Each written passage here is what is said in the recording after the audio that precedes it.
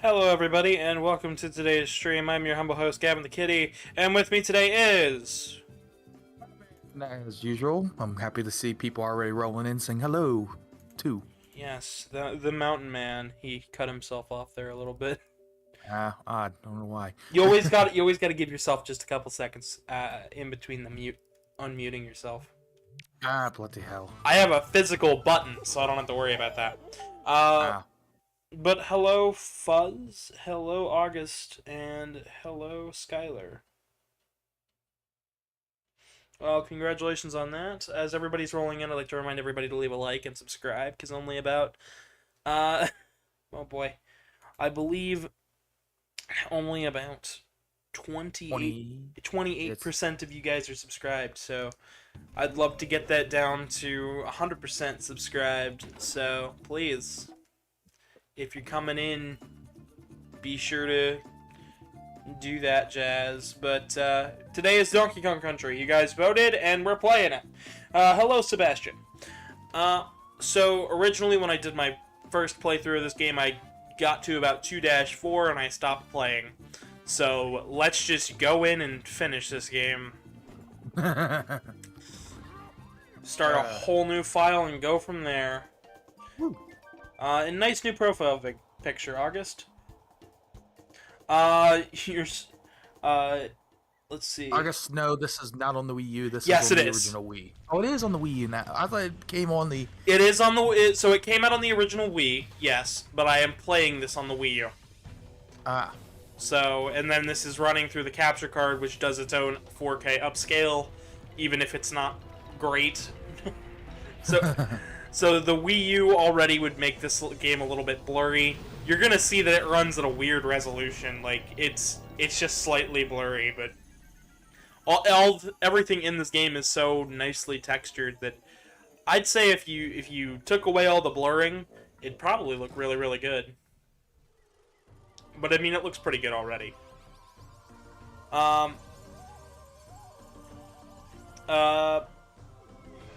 But yeah, honestly, the options for this game were play it on the original Wii, play the Wii version on the Wii U, or play the 3DS version, which looks even worse than this. So, I bit the bullet and said, fuck it, we're playing the Wii version. Here we go. Somebody said the only one they played was on the Game Boy Advance. Well, yep. It's an alright version. You like the GameCube controller, says August Holt. That's good, that's good. The only problem is this game is only playable with the Wii Remote and Nunchuck, or the Wii Remote sideways. So, I couldn't use a classic controller or a GameCube controller if I wanted to. Unless I mod, which I originally was thinking I could download a mod, and then decided against it. Also, they think he can just hypnotize everybody. Donkey Kong's too stupid to be hypnotized.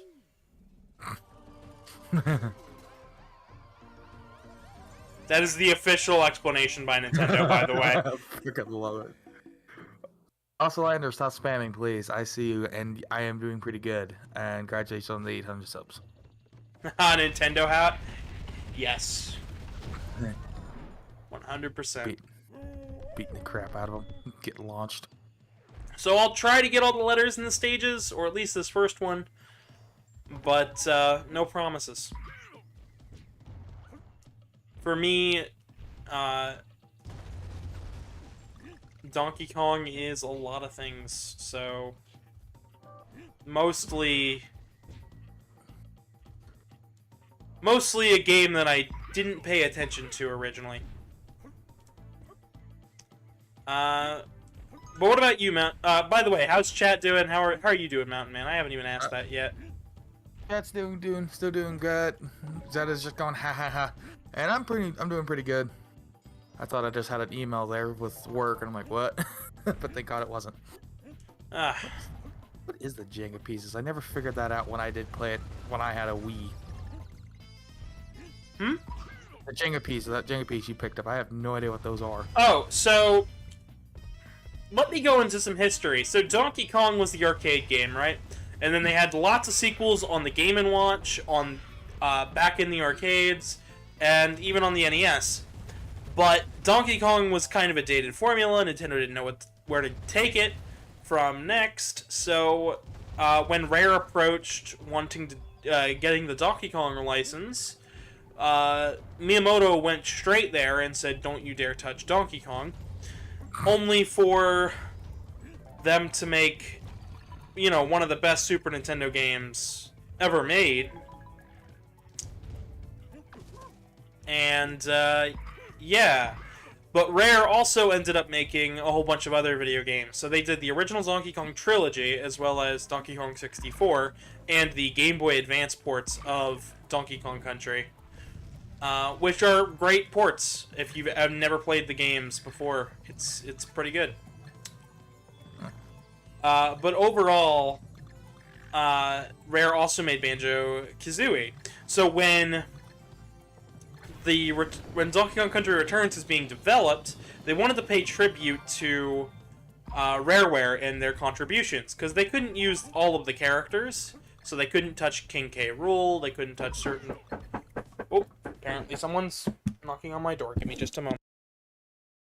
On a different... Alright, let me catch up with the chat real quick. Well, he's gone. So, Raccoon, hello. I know you want to say Gavin say hello, but he's going into the history of Donkey Kong, which is actually pretty interesting. And glad you've got your Lexus back. Hopefully with not too much damage. Or I'm assuming you got it after the body shop.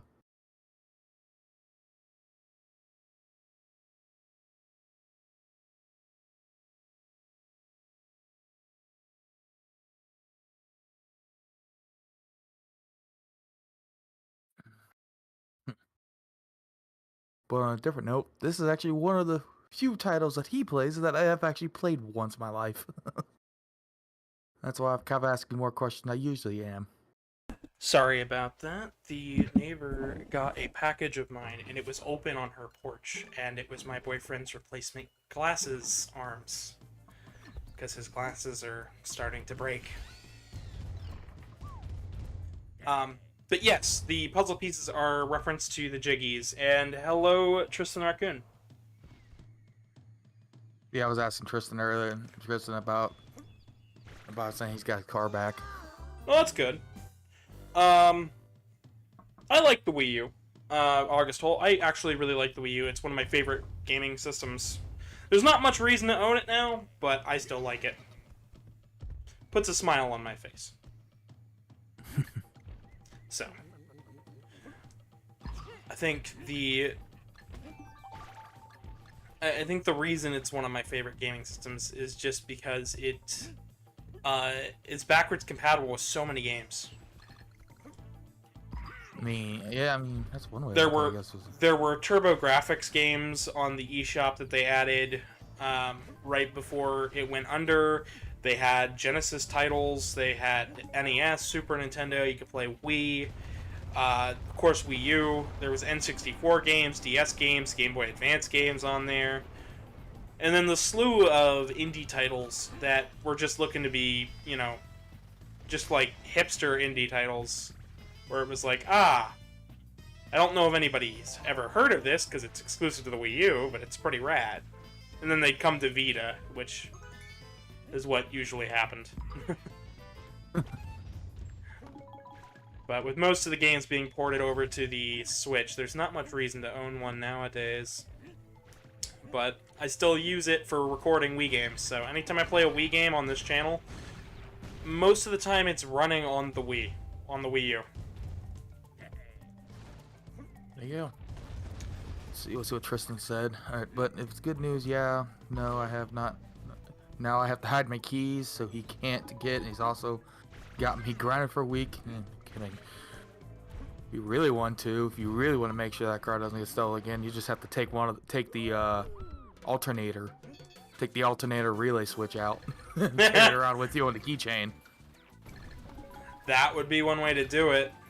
I mean, it's annoying because then you gotta pop your hood every time to go want to start your car, but it will pretty much be a guarantee. So I can control myself in midair, so it's not too difficult there, but we're gonna find ones that are much harder down the line.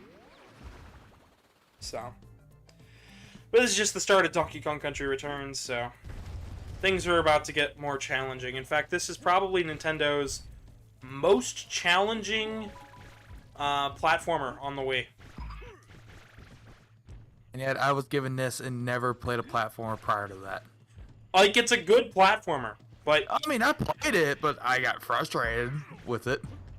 100%. Understand that, because it is a...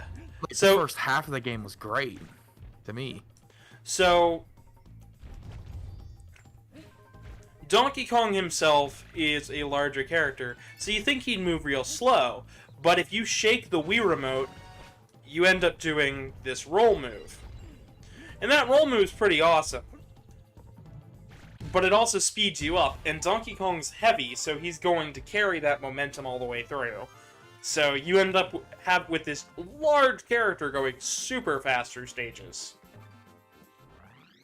And even though I didn't showcase it there, just because of the minor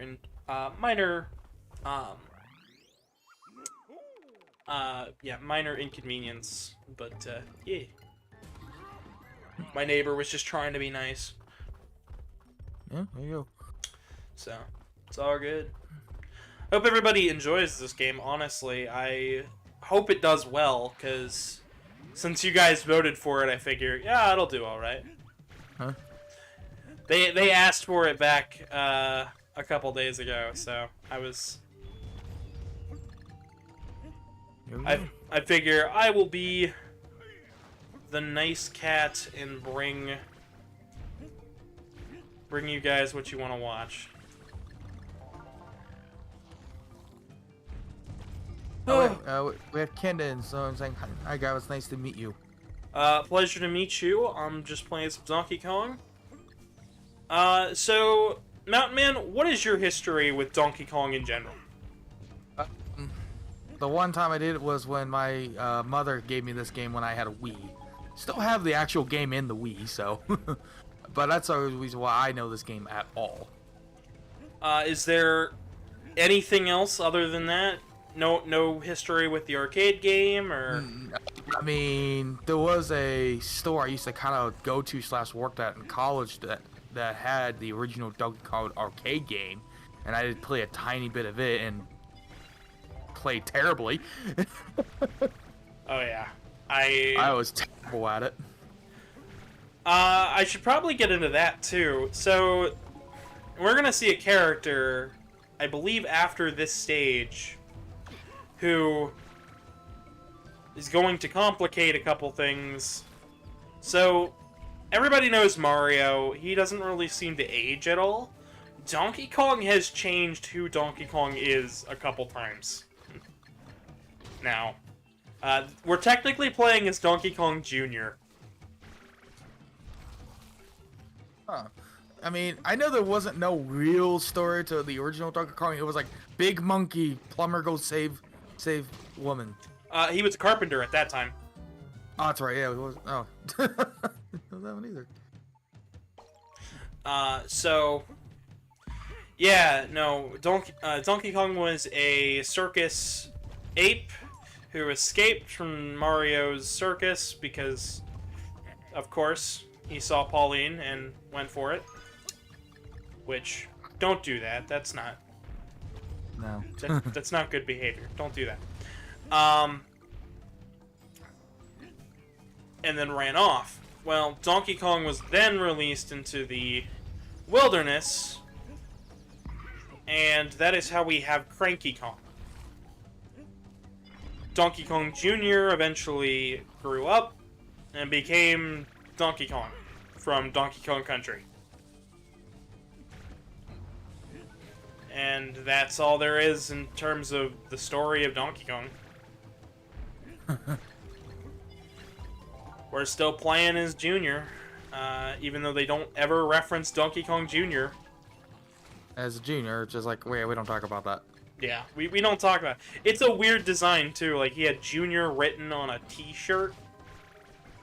There was a cartoon show for Donkey Kong Jr., like, not even kidding, and that show was weird as shit, and had the same voice actor as Scrappy-Doo as, as Junior. Oh, jeez. Great. Not only is that poor voice actor is probably got terrorized by the Scooby-Doo community, and then turns around and probably gets terrorized again by the freaking Donkey Kong community. I don't know, cause so it was on a show called Saturday Supercade. This aired in the 80s, and then they wanted to do a re-release of it recently, but found out that, oh, it's so confusing with the rights, because this show wasn't just Donkey Kong.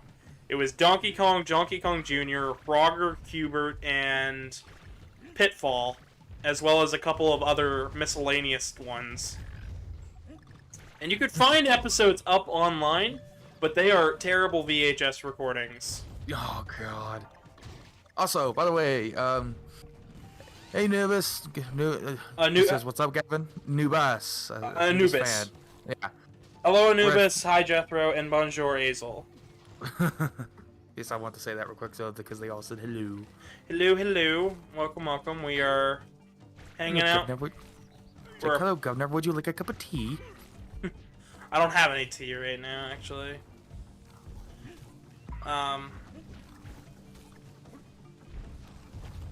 For those who watch Sammy's video, I would also like to spread a little bit of an ear for those who watch Samson Kitty Fox videos. If you've seen Blue in the videos, go wish him well. I believe somebody is starting up a GoFundMe. His entire workstation area got robbed, and he is down by a fuck ton. I don't have the links in the description right now, but I'm sure I'll put one down there the minute I have it. So today's about spreading a bit. The insurance basically denied his claim, despite the fact that he was robbed. So, which sucks. It's like, what's the point of having an insurance then? On top of medical problems, it's like, that's great. Especially for a friend of mine who I care about. Oh boy, everybody's coming in. Yeah. I'll let you answer the look at the questions and stuff. Yeah, I'm sitting here. That's everyone's just saying hello. You got Tyler the kangaroo, Vestin the kangaroo, and Alex the kangaroo. What gives us the kangaroos? All saying what's up, Gavin? What's up? Also, we have some other question. Have I ever raged at this game? Not really. I mean, I can name one that you nearly raged on, but that was because it was just a bad bug. But as far as me, like, if I rage, I don't really rage quit. I'll get a little frustrated, and I might stop playing for a moment, but I always come back, and I haven't thrown a controller in a very long time. Like, I think the last time I threw a controller was... Oh, it was years and years ago, but there was something that made me stop. When my dad got so mad at me, and me and my little brother, that he ended up just throwing a PlayStation 1 controller against the ground and breaking it. And I mean, he broke it. Like, that thing, the internal board was shattered. I still had that controller for a while. I don't think I have it anymore. But, like, that controller no longer works. I wonder why. Wonder why. He threw it with such force that if that would have hit me, it probably would have broken whatever bone it hit. Ouch. Yeah. Hello, Dimitri, and hello, Ronnie. Welcome, welcome. The very first I ever got was playing Team Fortress 2, actually. And I punched my desk so hard, this was the third time I've done it, that's why I don't play competitive ever again. I broke the desk again, so I had to go fix it. And it somehow cracked the motherboard of this laptop. I didn't even heat the laptop, I just hit the desk. The vibration broke the motherboard for some reason. Fucking wild. It kept on shorting. Oh boy. That was long ago, so... So, I haven't gone into the controls yet, so if I hold down and shake the remote while standing still, Donkey Kong will do a blow. I don't know... They wanted to incorporate this into the game, but I don't know if it was really the best thing to incorporate, because it requires you to completely stop the momentum of the stage. Which kind of goes against the flow of everything else, especially since they require you to get a handle on this interesting technique called the roll jump. So, also if I shake the remote, I'll do a hand slam, which will let you, smack stuff on the ground. Essentially the blow, except it doesn't do anything. It's not as gentle. But if I shake it while I'm moving, Donkey Kong does a roll. And that keeps your momentum moving. Mansequil says, "Ahoy there, Gavin." Ahoy. Well, Sir Gavin. Yeah. Hello, I'm not a sir. I do not own any lordships. I'm just a guy. And Sigil the Otter says, "Hey, what's up, Gavin?" Hello, Gary the dog says, Seskull. Yeah. Gary says hello. And Zero the Red Panda says, "Hey." Hi, welcome, welcome. We're playing some Donkey Kong Country today. Oh boy, a lot of people coming in so far. Take it. I will absolutely take it. I think it's fair. So, another mechanic of this game is having the second character. So, later Donkey Kong Country games had Dixie Kong and Kiddy Kong. Donkey Kong 64 had multiple different playable characters. But this game goes back to just Donkey and Diddy. And with Diddy, you can use his jetpack to rocket, just kind of stay alive. And if Donkey Kong is to die, Diddy Kong will take Donkey's place.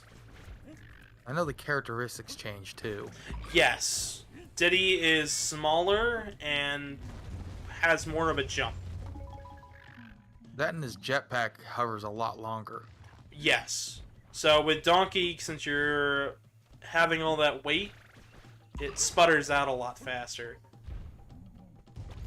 But each of them have their own separate hitbox, so be sure to, you'll have invincibility frames with both.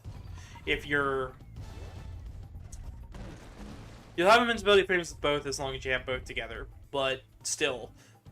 If Diddy takes the damage, Diddy takes the damage. If Donkey takes the damage, Donkey Kong will take the damage. And this is Bramble, a rideable character. I did not know that was a thing. Really? No, I didn't know that. I don't recall it. This is one of Donkey Kong's most prolific things, is the multiple different rideable creatures. Tessa the Otter and Chessie the Hyena says, "Hi, Gavin." Oh, hey, Gavin. Hello. That's Ocelot. Oh, God. Me butchering crap like always. I'd say when it comes to that group, just stick to first names. Don't do the whole title. So the rideable animals all have their own unique abilities. I believe for this game, they did not keep all of the rideable animals. I believe it's just Bramble. Which is a shame, because the other animals have so much more to offer than just ramming into things. Making my way downtown. and we lost them. Yeah, I don't know if you get to keep them in this mini level or not. Well, this is just a bonus, so once we hop out, we should still have him. Yep.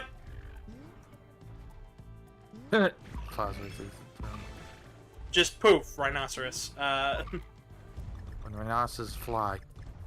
And if you can keep them to the end of the stage, you'll get secrets like this. We didn't get all the puzzle pieces in the stage, but it's okay. Eventually, I'll do it. We got all the leathers again. Eventually, I'll do it. But essentially, it's their way of saying, hey, look, collectibles are here, just like in Donkey Kong 64. Puzzle pieces like Banjo-Kazooie, and yeah. So, one thing I didn't show. It was Cranky Kong's shop. And that's because I wanted to wait until we got to this part. So Cranky Kong will sell you a key for 20 banana coins. Banana coins are found throughout the levels. When you buy the key, you can exit the shop. And then for that world, you can unlock the... chained up secret level. I don't know if it has any other properties, but I mean, it exists. I'll probably end up taking the same role that I did last time.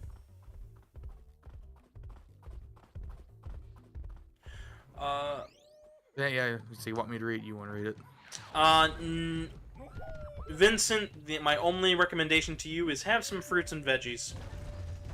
Have a mix. Maybe some cheese, some wine on top of it. And just make a security tray. Have a mixed diet. Full of many different foods.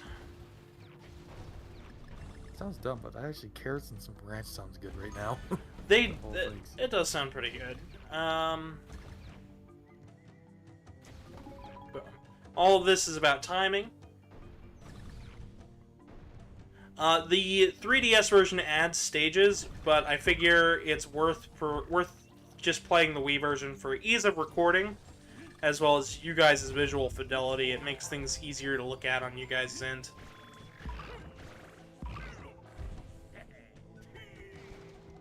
See, we do have slow mode on. I just realized that. Oh, I do? Yes. That is probably... I didn't want to turn it off because that new Soup Wii video got a ton, so bear with slow mode. It's all good. It shouldn't affect my moderators, but it does not. No, but I just realized that it tells you if slow mode's been activated or not. It should be on just for ease of you guys talking. Helps with spam.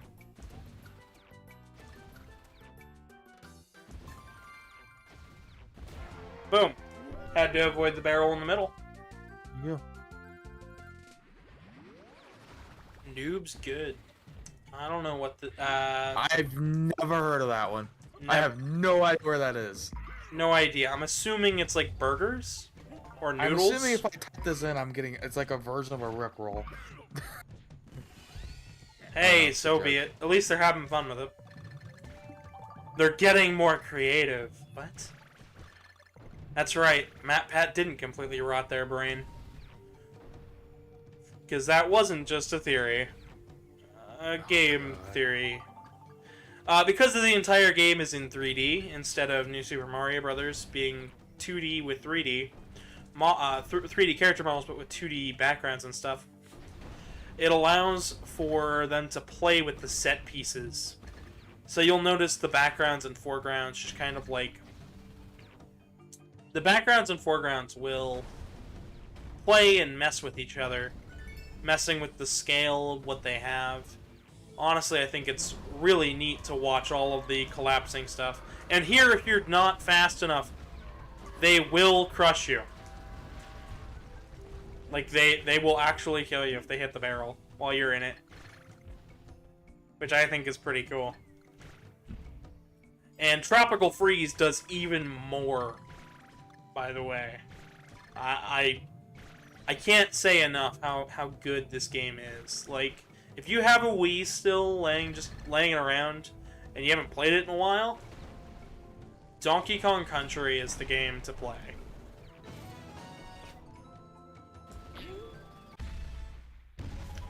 Well,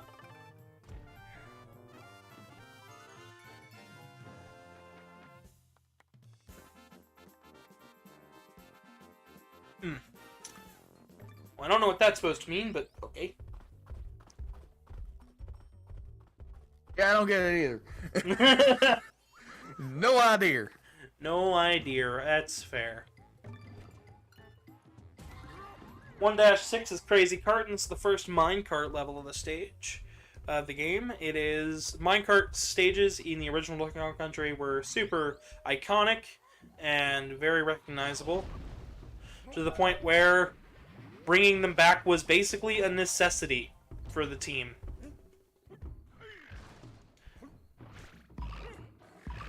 Now, there is an interesting thing about Donkey Kong Country that I haven't mentioned yet, and it has to do with Retro Studios. So Retro developed Donkey Kong Country Returns, right? But they also, Mountain Man, do you know what else they developed? Retro Studios is their name? Yes, Retro Studios. I don't know, one random Mario game?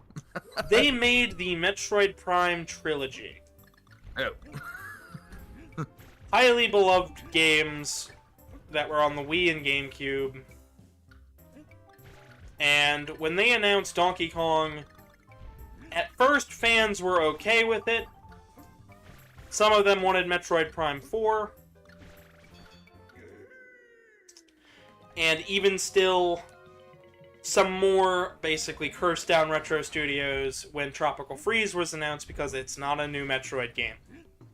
But they had been working on Metroid games basically throughout the entirety of them making video games in general. So the fact that they were burnt out and wanted to work with a beloved character like Donkey Kong is really something special. And the fact that they really didn't have a chance to make it into a trilogy because Tropical Freeze didn't do well on Wii U, which is the whole reason it was on Switch. It really says a lot, especially because these games have some amazing qualities. Ugh. Also, now I remember why this game was so hard to me, because those stupid rail carts. They are some of the toughest levels in this game. You get at tops like 2 hits, and Yeah, exactly. Because you lose Donkey Kong first, or Donkey Kong Jr., and then Diddy Kong. Just call him Donkey Kong. Yeah. It's all good.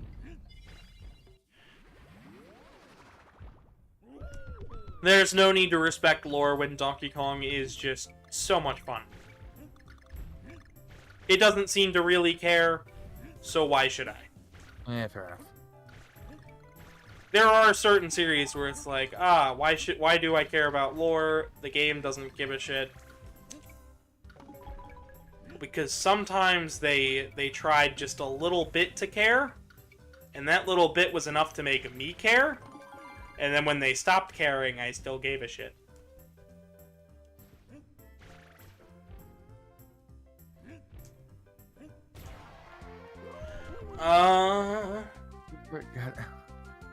Okay then.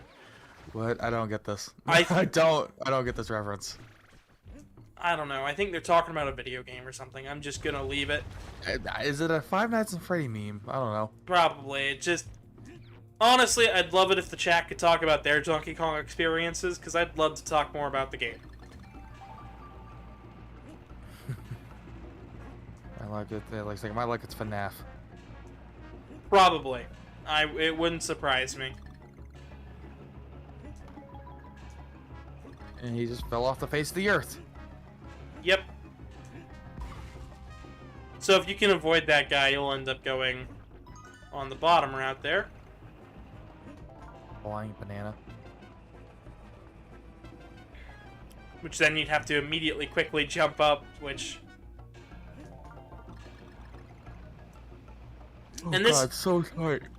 Oh boy, I'm sorry. Sorry, I didn't mean to yawn. Sorry. Oh, you're good.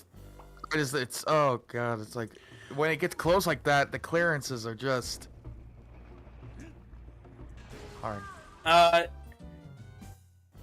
Pigeon lizard. Hello, Doodle Owl. If you want to come in VC, feel free to join me. I know you've got some other stuff going on right now.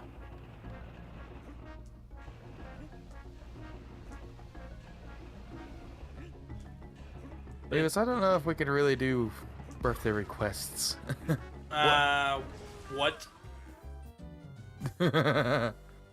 Anubis, I really don't do birthday requests. I'll give you a shout out. I'll give you a happy birthday, happy early birthday. There you But go. I personally don't really...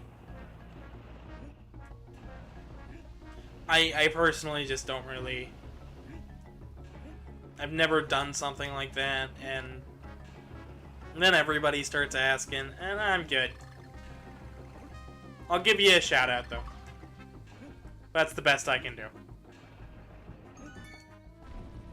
It's like hopefully that will do. Yep. That's a fun reference right there. To Donkey Kong Jungle Beat for the GameCube. That was one of the games where you played with bongos, but it was still a platformer, which was strange. It was also an arcade game. I said he can't right now because it's loud where he's at, and he just went and said, "I can wish you a happy birthday from a dinosaur." You want me to react to your videos? I'm not a reaction channel. That's more of the Fine Brothers. And I don't like to touch on their toes. I don't really... my reaction is always going to be the same. Well, unless it's got some really good information in it. Generally, my reaction is, well, that was stupid, 9 times out of 10, and I'll move on with my day. You get special cases, but,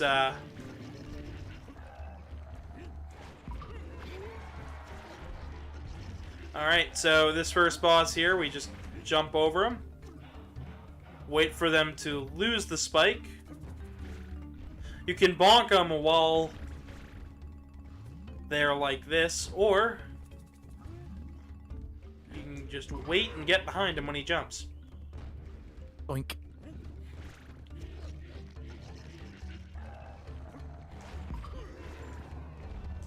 After enough hits, he'll drop a heart. And then we'll go on to the next phase. Each phase gets a little bit tougher. I believe... That meme of, this is not even my final form. Honestly, it never was to begin with. So now we gotta jump out of the way of that. So they've added an extra move. Honestly, I think since this is basically Retro Studios' first attempt at a 2D platformer, and the fact that it's one of the Wii's best platformers, and probably one of the best platformers in general, is really surprising. And just like that, our first boss is down. Dead. You are dead. No big surprise. Oh yeah, you gotta add that dramatic effect. Come on, you gotta get the death shot here. Alright.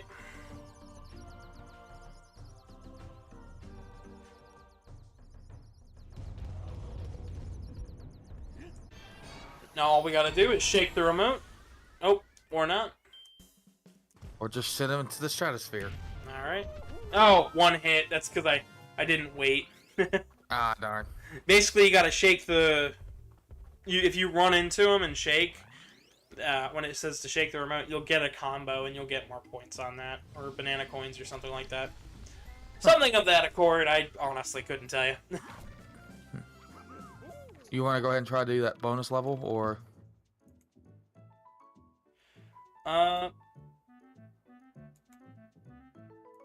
The bonus level. Yeah, sure, why not? Yeah, no, you did. You bought the key. I was like, what is that one anyway? I'm curious.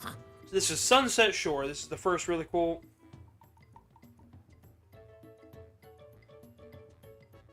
once again, I'm not a reactor. I'm not going to react to anybody's videos. I don't see where you're getting that from. Are you getting that from the chat or? The chat, yeah. Oh. They keep asking whether I'm going to react to stuff. But I'm not. Oh, yeah, that stuff. Sorry, yeah. No, I'm not going to react. I'm not going to react to it because my reactions are going to be really underwhelming. There's a reason I make the style of content that I do. So this entire stage is entirely silhouetted, except for the reds of Donkey Kong Tai and Diddy Kong's hat and shirt. So you get this beautiful sunset vista look that holds up well even today. To the point where when they did it in Tropical Freeze, they even started to put even more like little Easter eggs and secrets. Like Mr. Game & Watch is in the background of one of these. Right. Oh, what's next? You can see in the bottom right corner. What was that meme? It's from long ago, where they do reaction to old movies and stuff, and it's like, Oh, or something like that. Mystery Science Theater 3000. Yeah. Once again, I'm not that kind of channel. I'm not. I already removed it. Hell with it.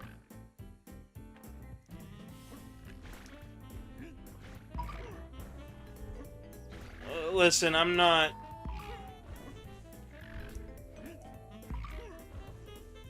I'm not gonna deal with angry people in my live chat. If you're not having fun, you don't need to tell me why. You can just go. It's okay. If you got something better to do, go for it. I don't mind. I don't know what's going on, and I don't really care. I'm having fun playing Donkey Kong, and that's what matters to me. I need some health. Ah. Yeah.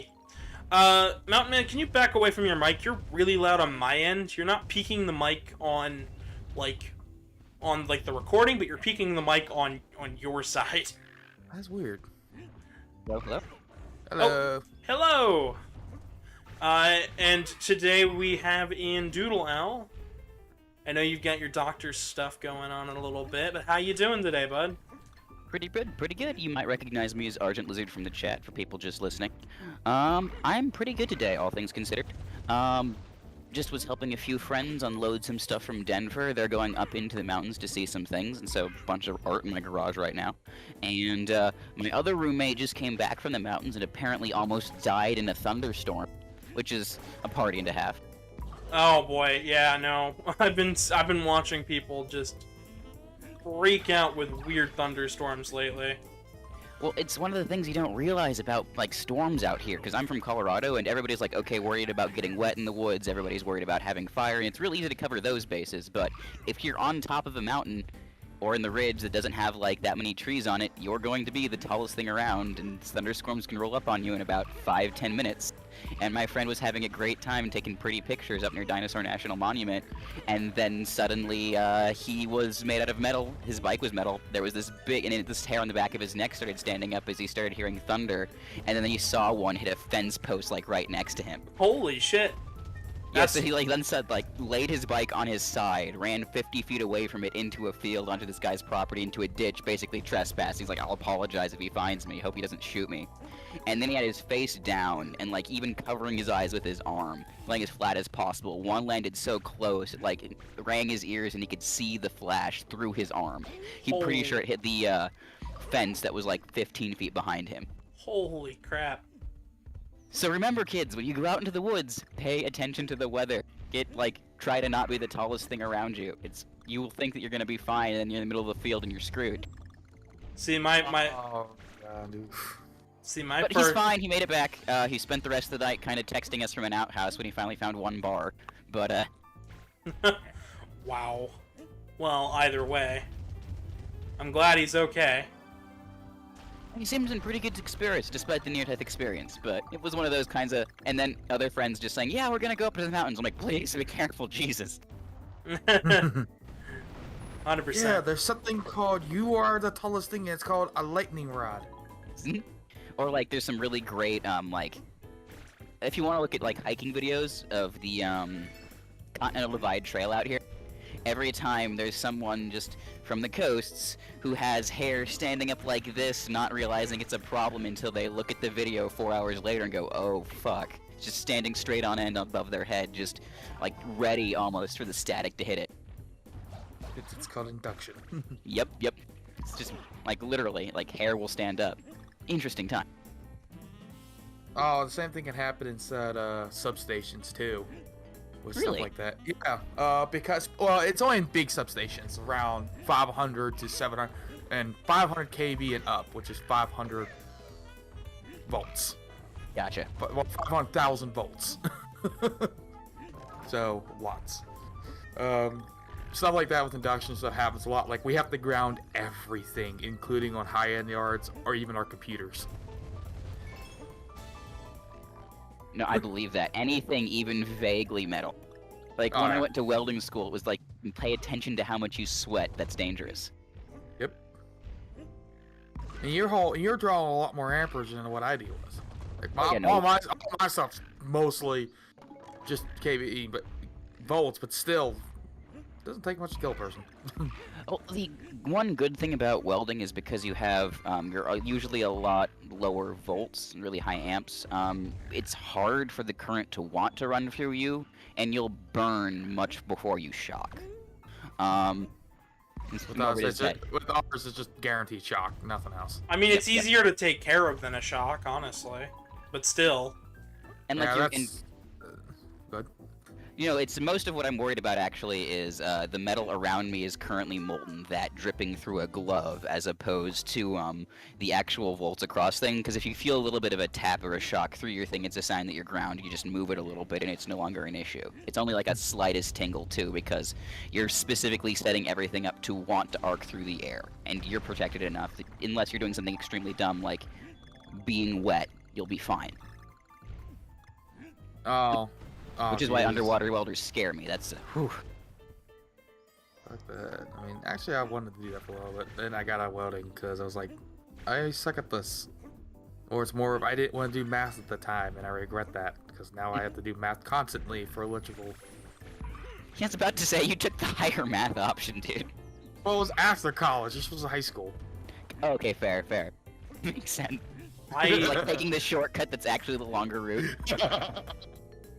It's still getting paid less. I've never done anything with massive volts except for like working on electronics.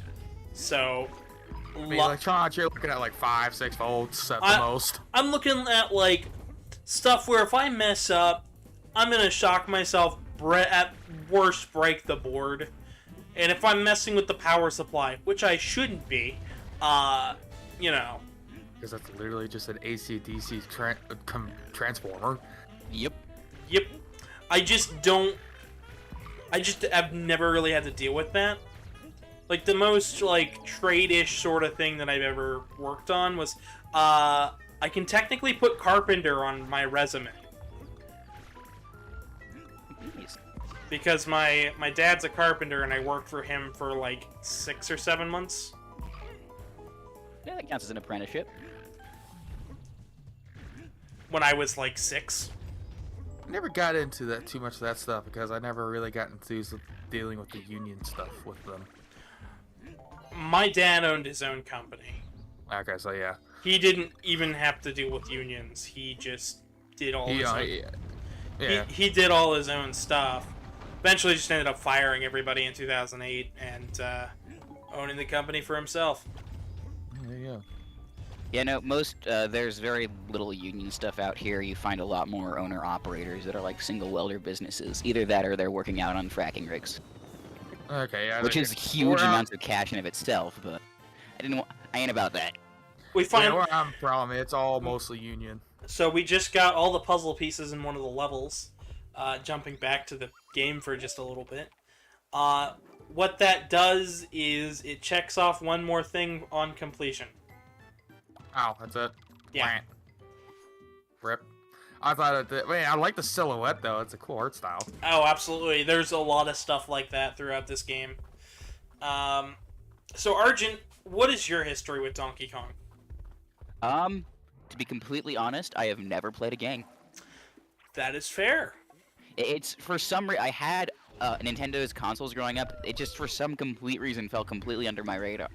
I went straight for the Zeldas with my limited allowance, and after that, Mario. That is fair.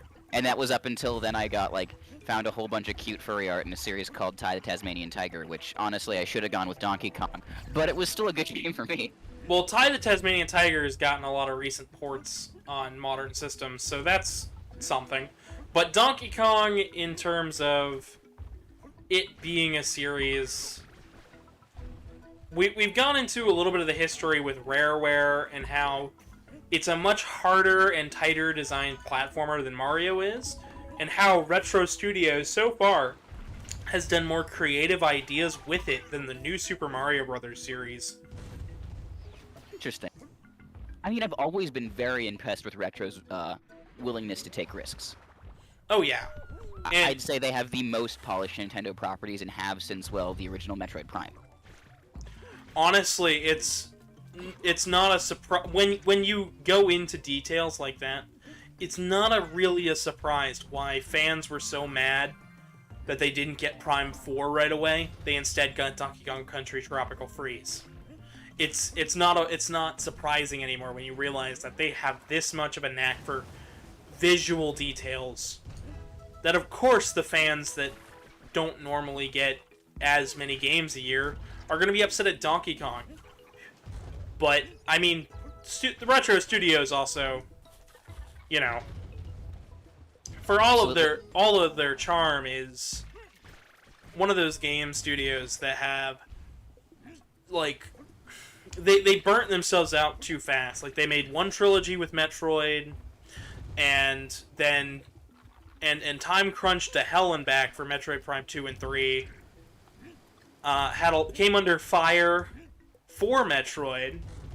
Came under fire from fans for Donkey Kong. Like, and I think it's all just comes down to, I think Retro Studios should have another attempt at Donkey Kong. Absolutely. And it's another thing to remember is it's Retro working with Nintendo's licensing. They don't always probably have the ability to choose exactly what they're working on next. And we also recently got a really, really, really good Metroid game. I haven't played it yet. Yeah. And so, it's Dread. You know, no, Dread was excellent from everything I saw. My roommate played it. So I can understand why Nintendo's like, we need a new Donkey Kong game before we go straight into another Metroid. And honestly, giving Retro the time to actually tackle it, I think, is something that's going to be making me very happy. Believe it or not, them picking properties is what gave us Metroid Prime and Donkey Kong Country Returns. They were given free reign at everything except for Mario. Interesting. I did not know that. Yep. And they just happened to say, you know what? Nobody's made a Donkey Kong game in a while. We want to touch Donkey Kong. Yeah, that's cool. I'm gonna have to check this one out in particular. Because when teams do stuff they want to do, it's usually better. You get a little bit more of that good artistic, hey, I'm happy to be here kind of vibe coming through. Yeah, 100%. And I feel like that really comes through with Tropical Freeze and Returns here. And I'm loving this barrel raft specifically as a great example of little design tweaks here. You're gonna see stuff like this, where if you pound the ground, it'll interact with background elements. There's another little element of blowing air at things. So if I hold down and shake while standing still, Donkey Kong will blow air. Like actual gorillas do. Yeah, that's cool. The only reason that it's not really that great of a thing is because it halts your momentum through a stage. These stages are really built with taking your time, and Donkey Kong's got so much weight and mass, and I don't feel they fully understood how to do a full level design until, you know, like the midpoint of this game, where they start really taking full advantage of Donkey Kong's momentum.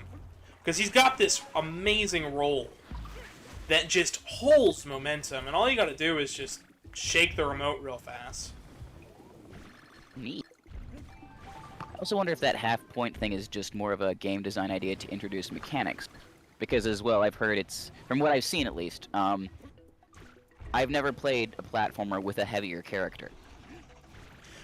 It's because there's usually not many of them. Most of the time, if you're playing a platformer, you've got a real light character because, oh, we can introduce double jumps, or we can have them, like, quickly dodge things. Donkey Kong, on the other hand, he's got that weight, but then he's got, instead of just moving slow, he's got this beautiful roll that allows for some great momentum platforming that's almost akin to Sonic in some ways. You have to be skilled to keep the speed, but once you've got it, you've got it. Okay. Yeah, because as a member of the Cult of Torque, a little bit before the Cult of Speed, having to actually build up momentum and worry about it's good. I don't know if you've ever played anything from the Tribe series. I have not. Okay, they're a bit of an older series of games that unfortunately got stuck in a rather unfortunate microtransaction scheme later.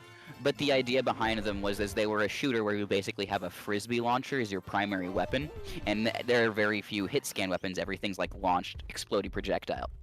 But there was a glitch in, I believe, the second game, where if you hit a specific series of motions, the game's physics engine would break, and then you'd have zero friction. And you had a jetpack in the game. So then it became a game about jetpacking and skiing at each other while using only explosives to try to hit people going 300 miles an hour. And that was one of the few games that got speed as well as everything else differently because it had different classes to the shooter, and there was the heavy class, I mean, you were still going at 130 miles an hour. The scout classes were 200 or so. But being able to, it was the same kind of thing where you had to very carefully build your speed, jumping down hills and using your jetpack to maintain going up them, so that you could keep that going fast enough to get to your location. Because if you slowed down at all, well, everything's an explosive frisbee launcher. That is how you avoid and dodge everything. It was like bullet hell the shooter, and I kind of want it back. It does sound fun. I mean, if I can figure out how to get... What I've wanted to get together for a while is finding old ways, like I think Linux has networking stuff where you can get like old versions of games running on old OSs and emulate it to work with it. So if we could get like a Tribes 2 game going, that might be a lot of fun. Oh yeah. Speaking of things that could be really fun, one thing I've wanted to do on this channel for over a year now is I've wanted to do a D&D campaign. Ooh. Ooh, that could be real good.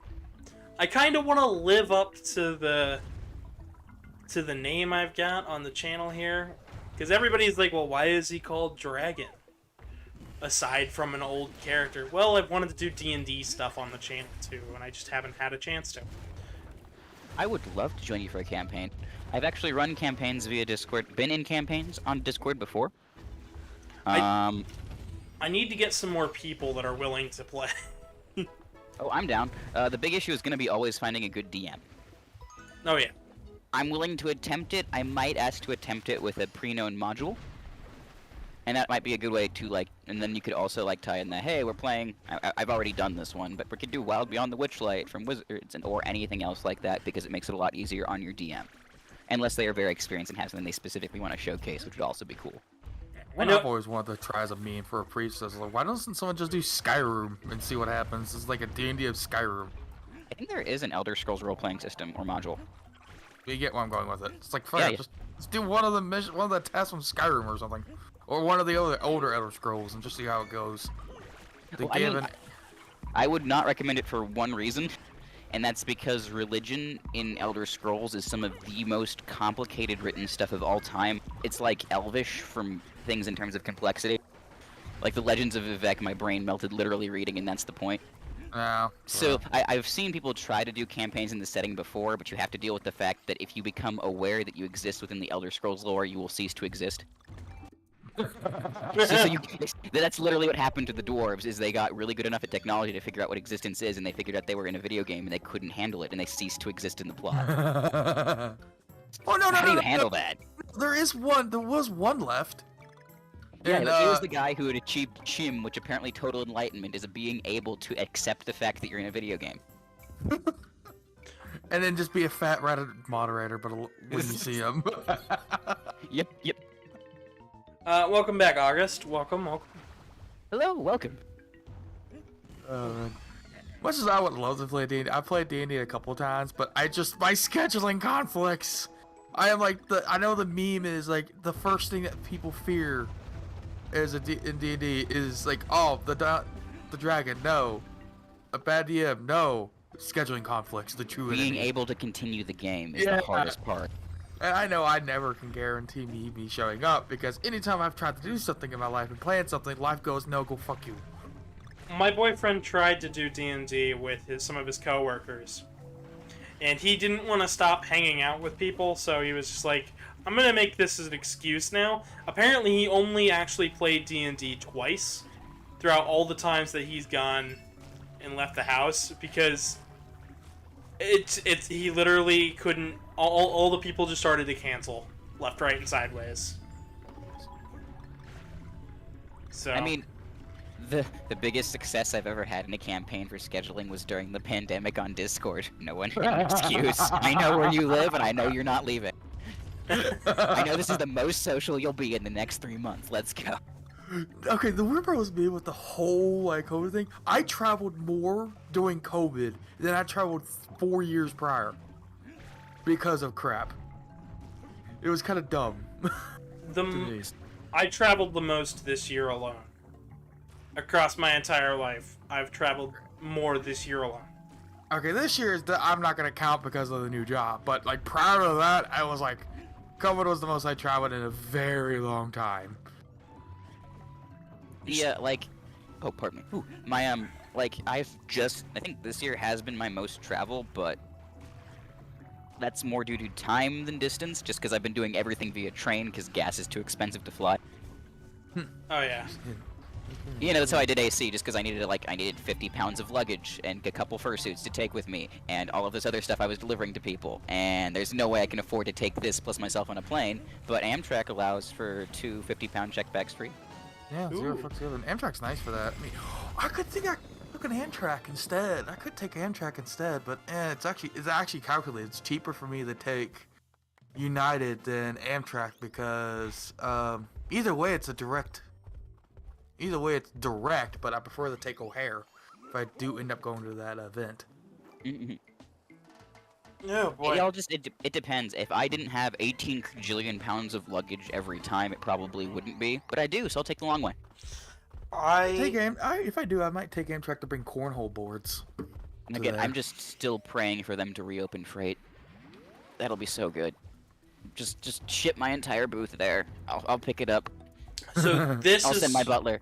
So this is an enemy that is going to require that blowing mechanic. They are on fire. I blow air at them. They are no longer on fire, and you can hit them. Oh, but you have to completely stop your momentum. Yeah. Yep. Oh no.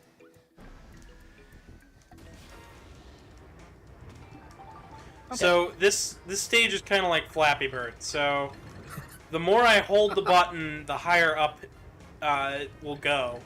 But if I let go, Donkey Kong just starts to dip straight down. Oh. God, it is. Oh, the steering on this is awful, and that's so fun. This is an auto scroller, so you just got to worry about one button, which is nice, but it's still pretty tricky because you got to get all the way to the end. Yeah, there's checkpoints, but one run is way cleaner than like 3 deaths and a checkpoint. Alright, now you got flat gun just going at you. Oh boy. We're officially an hour in. You boy. Congrats. 1 hour continues. So you move your booths a lot. I'm surprised you just don't have a truck. Well, gas is too expensive though. I was gonna say. I don't actually own a car right now. That makes things a lot more difficult. I'm hoping to have one by the end of the year, but until then I'm planning most of my conventions around whom I can carpool with, whether or not I have an art table or a booth. I don't have any booths yet, maybe MFF, but that's gonna be difficult. I'm about to say, I'm sitting around with a full-size truck and a 20-foot box trailer. I am so jealous. You have no idea. That is sexy as hell, and nobody realizes how sexy that is. Oh yeah, no. You know how sucky it is? You know the joke when you own a full-size truck that everyone's gonna ask you to help move? It's 10 times worse when you own a trailer, and 20 times worse when that trailer's enclosed. Oh god, I'm so... Whew. I'm remembering my mom literally ditched her Ford, sold it, bought a Mustang that had no back seat so people would stop asking her for rides home. Same vibe. Oh no. How I took care of that is because during the time when people asked me for rides is I was an EMT, I was an ambulance driver, so I just like fuck it, go all out, full throttle, zero fucks given. Okay. Also, why do these crabs on this boat hate you so much, Gavin? I do Uh, not understand. So when the game started, there were these masked guys that were running around and trying to hypnotize everybody. Donkey Kong is too stupid to be hypnotized, so everybody mercenaries. so they're trying to stop Donkey Kong because they want the banana horde. Gotcha. I kind of appreciate the too dumb to hypnotize. Like that, like you'd think I just made that up. No. That's literally what happens. Donkey Kong looks at the camera and is just like, I don't fucking know. I don't get it. Beautiful. This is like those times in which I am literally too dumb and or stubborn to insult. I just am too mad and I literally don't pick up on the words that are said, and then like 3 years later I'm like, oh, that was supposed to be a burn. Damn. Oh no! When the what's the joke? When the Europeans come to insult the Americans, but we just sit here and insult them back. We sit there and just make sure we get them corrected for the actual insult. Like, no, that's actually how it works. What? That's just how it is. What? I was like, you're trying to insult us, but you gotta be factually correct here. Come on. Honestly, with the amount of people that don't realize that I'm eating better and being healthier, I've been dealing with a lot of shit on the shorts.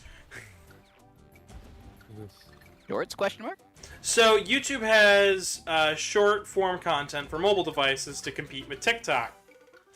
If you are a new content creator and or a current one struggling, shorts are your best fucking option because you get a lot more people to look at it. Like the short I did over Sunday got over 2,000 views. Which then... Right, that's why I haven't seen it, because the short. It's a short. And it helps boost everything else. But yeah, you won't see it unless you click over to the video tab on the channel page.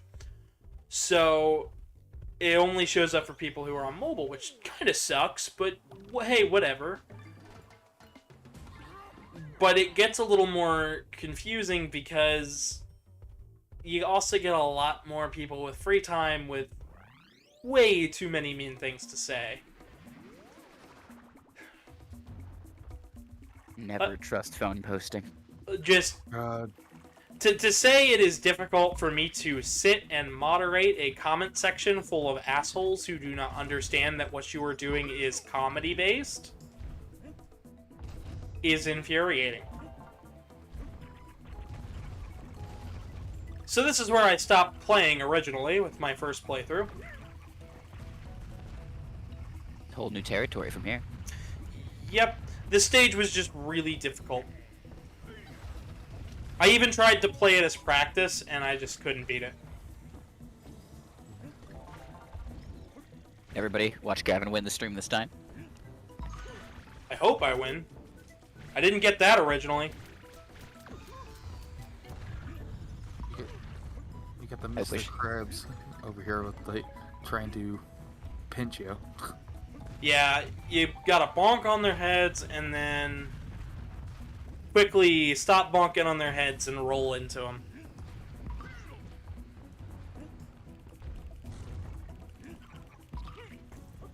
It's too much armor.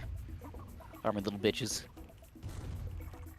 Yeah, they are absolutely the rudest enemy in this game. Well, as everybody knows, crabs are the pinnacle of all evolutionary life. Clearly. Everything evolves into crab. Where did that come from, by the way? It's called cancerization. It is actually a marked scientific trend amongst evolution of arthropods.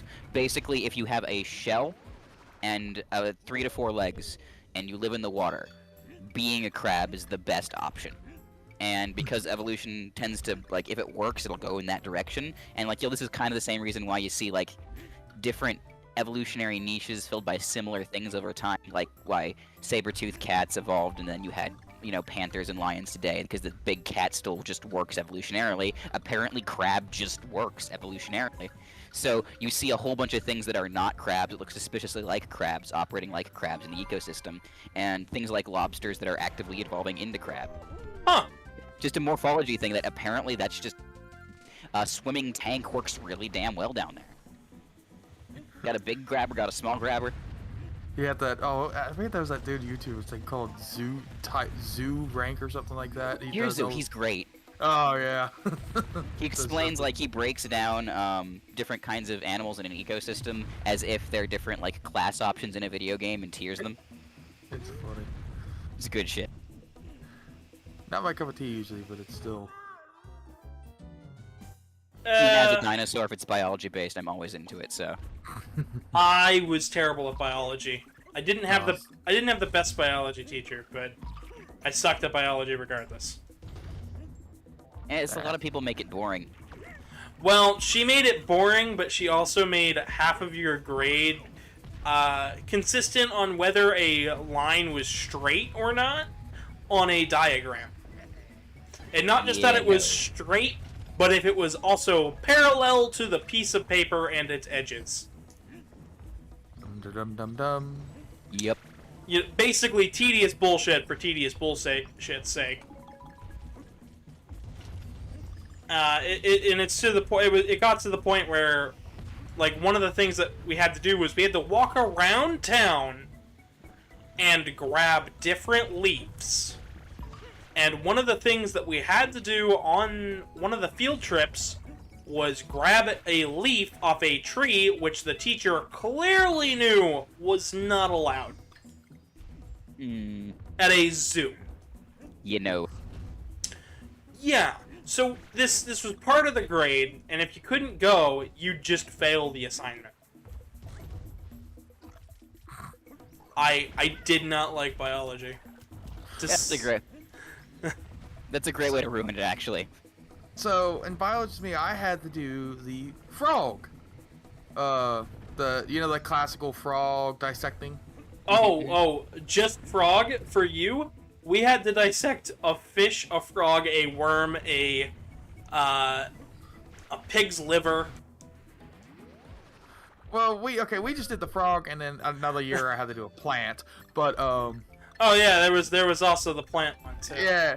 Oh well, I forgot the assignment until the day of, and I just picked a dandelion out of the schoolyard when I got off the bus. And I somehow got a grade for it because I was the only one that showed up with a plant. Hey. Hey, there was that like meme going around a little while ago about the guy who completely forgot about his science fair project and found some moldy bread that was in the back of the fridge, and then he got like an A+ because it had to have been going for weeks before the science fair to get these results. That's freaking amazing. It's like, thanks, Dad, for being that lazy and not cleaning. Just in a panic writing an entire thing about mold, and it had to have been going for weeks. Yeah, sure, we'll take that. Oh, what was one? Shit. I got nothing. That's just great. Oh my god. So with the frog one, it was easy to me because it's like what they do. Where I'm from, we go deer hunting every year. So yeah, we had to gut a deer. So it's nothing.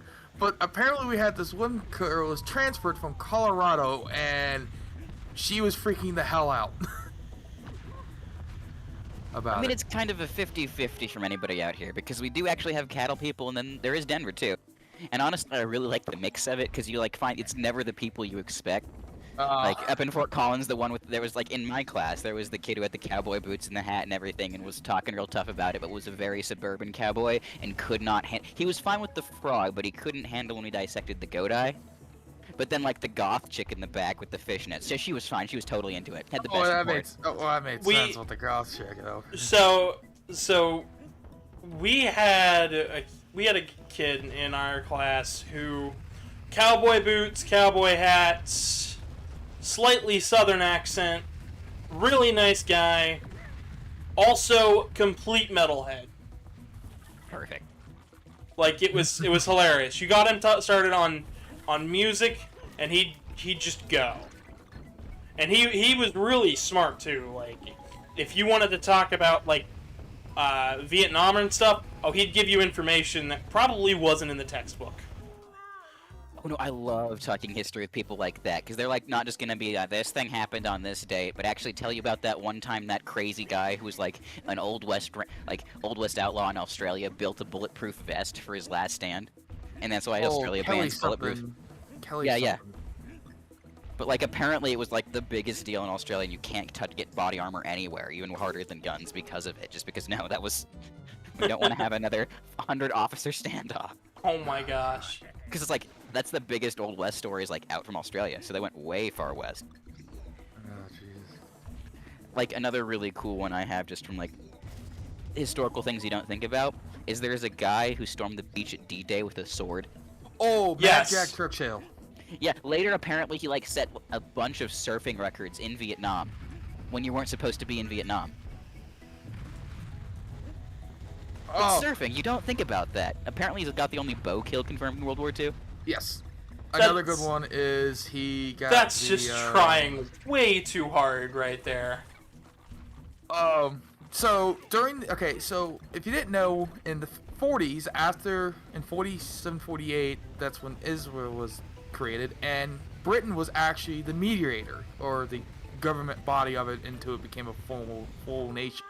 Let's just skip ahead to the interesting bit Well, before I. the part with him is there was an attack going on, and everyone else was having a horrible time with it, and it was a big old mess. He was just casually walking through bullet fire with 0 fucks given to go retrieve everybody, Oh. and everyone came out alive. Yeah, the world's wild like that sometimes, you know? Yeah. I think, like, but I also really like, have you guys ever seen that channel Townsend's?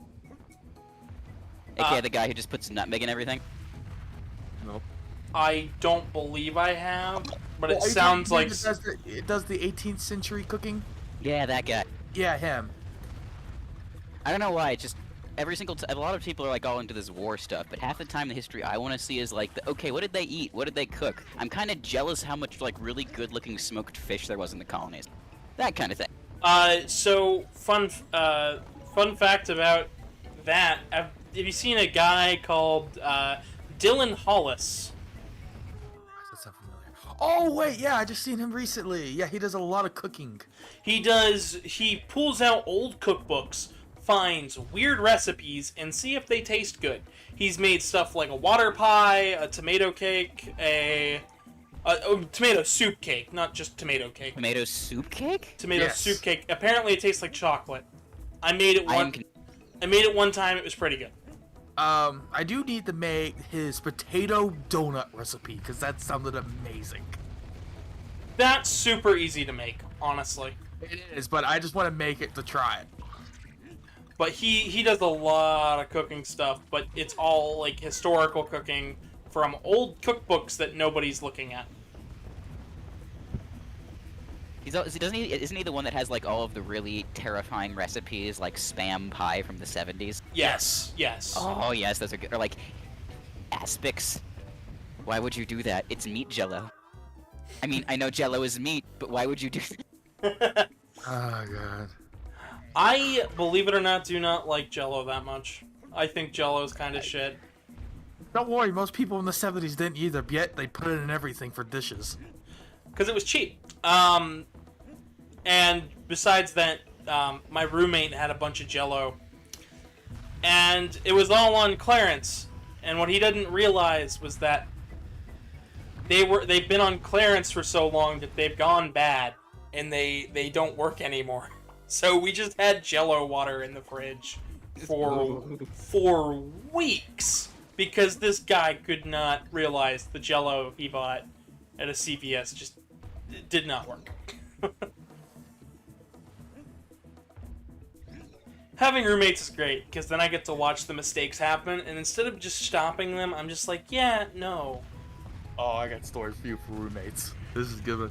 So, college. Yeah, emphasize that part. So, my grandmother has a bomb shelter. Hey, Mountain Man, can you back away from the mic just a little bit? Dude, I don't know how much farther I can put my mic away. You're talking so loud, like it's weird. It's hurting my sorry. ears. No, the problem is I can't turn you down anywhere, or else it turns it down for the recording. That's weird. Oh, I just fucked you over. God damn it. What would you say? My grandmother likes to have a bomb shelter. She kind of likes to be a prepper, and I clear out her cellar once in a while to help her. And I found canned meat, canned corned beef. I didn't realize it expired in the 80s until I took it to my college. Oh no. Oh no. Yeah. I cracked it open, smelled just fine. One of my roommates looked at the can and said, "Dude, where did you get this?" Because he's looking at the labeling and stuff, because the labeling looked old, really old. And sure enough, it said it expired in 1984. And I almost ate it. What did it smell like? It I'm smelled like curious. corned beef. It just smelled like corned beef. I think I'm a little bit more terrified that it didn't smell weird than what it did. Oh, What was it preserved with? How How long can the meat hypothetically last? Is our life of expiration dates a lie? Listen, my mom had cans in the pantry that expired in 2001, and it traveled with us from home to home until I went through the pantry with my boyfriend one day and said, "The hell is all this canned food?" and just threw out anything that said it was expired. And my mom was furious about it, and I looked at her and I said, "This is going to help you." And she didn't believe me, and then within the next year, she moved into a house that she now partially owns with her current boyfriend. And I told her it was gonna help her. Believe it or not, it helped her fucking move. No, good on you. It's that, like, usually, like, if you find yourself, I don't know, hoarding or not even starting to, like, even just barely starting to hoard and having your own brain, getting, like, lost in your own space, cleaning can do a lot. You don't think about it, and it's one of those, like, very small psychological tricks you can do for yourself, but All right, I'm cleaning your gonna. room actually does help a little bit. Doesn't do everything, but you're allowed to have nice surroundings, people. Do it for yourself. As you were saying, Gavin, sorry. I'm gonna use the Invincible Kong. It starts us over as the super guide.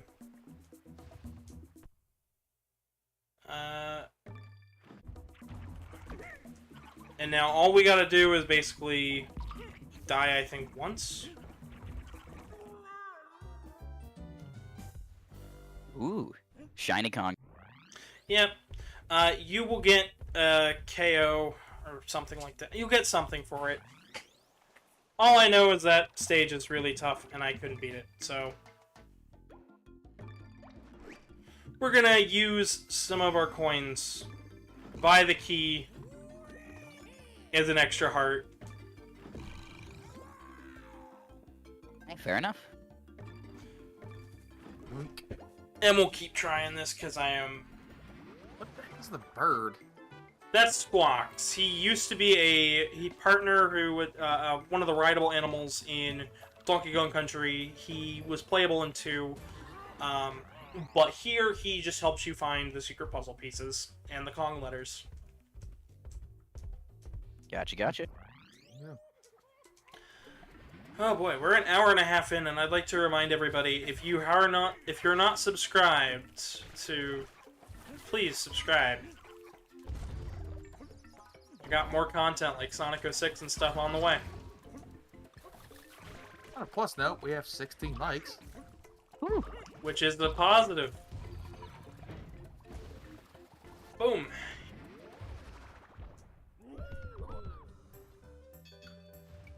Alright.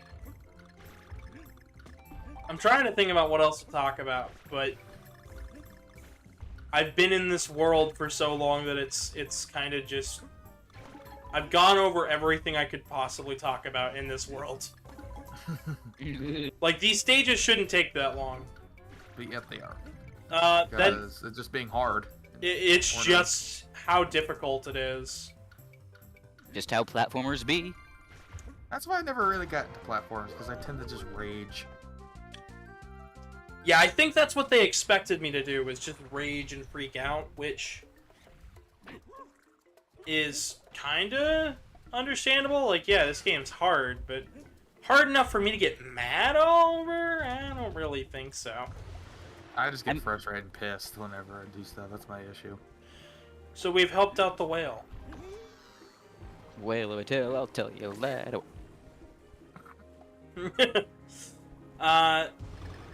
When you smack on the head, he will do.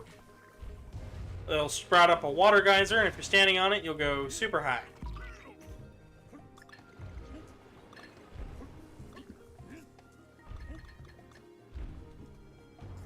Although I'm still trying to figure out who keeps putting these squids in cannons.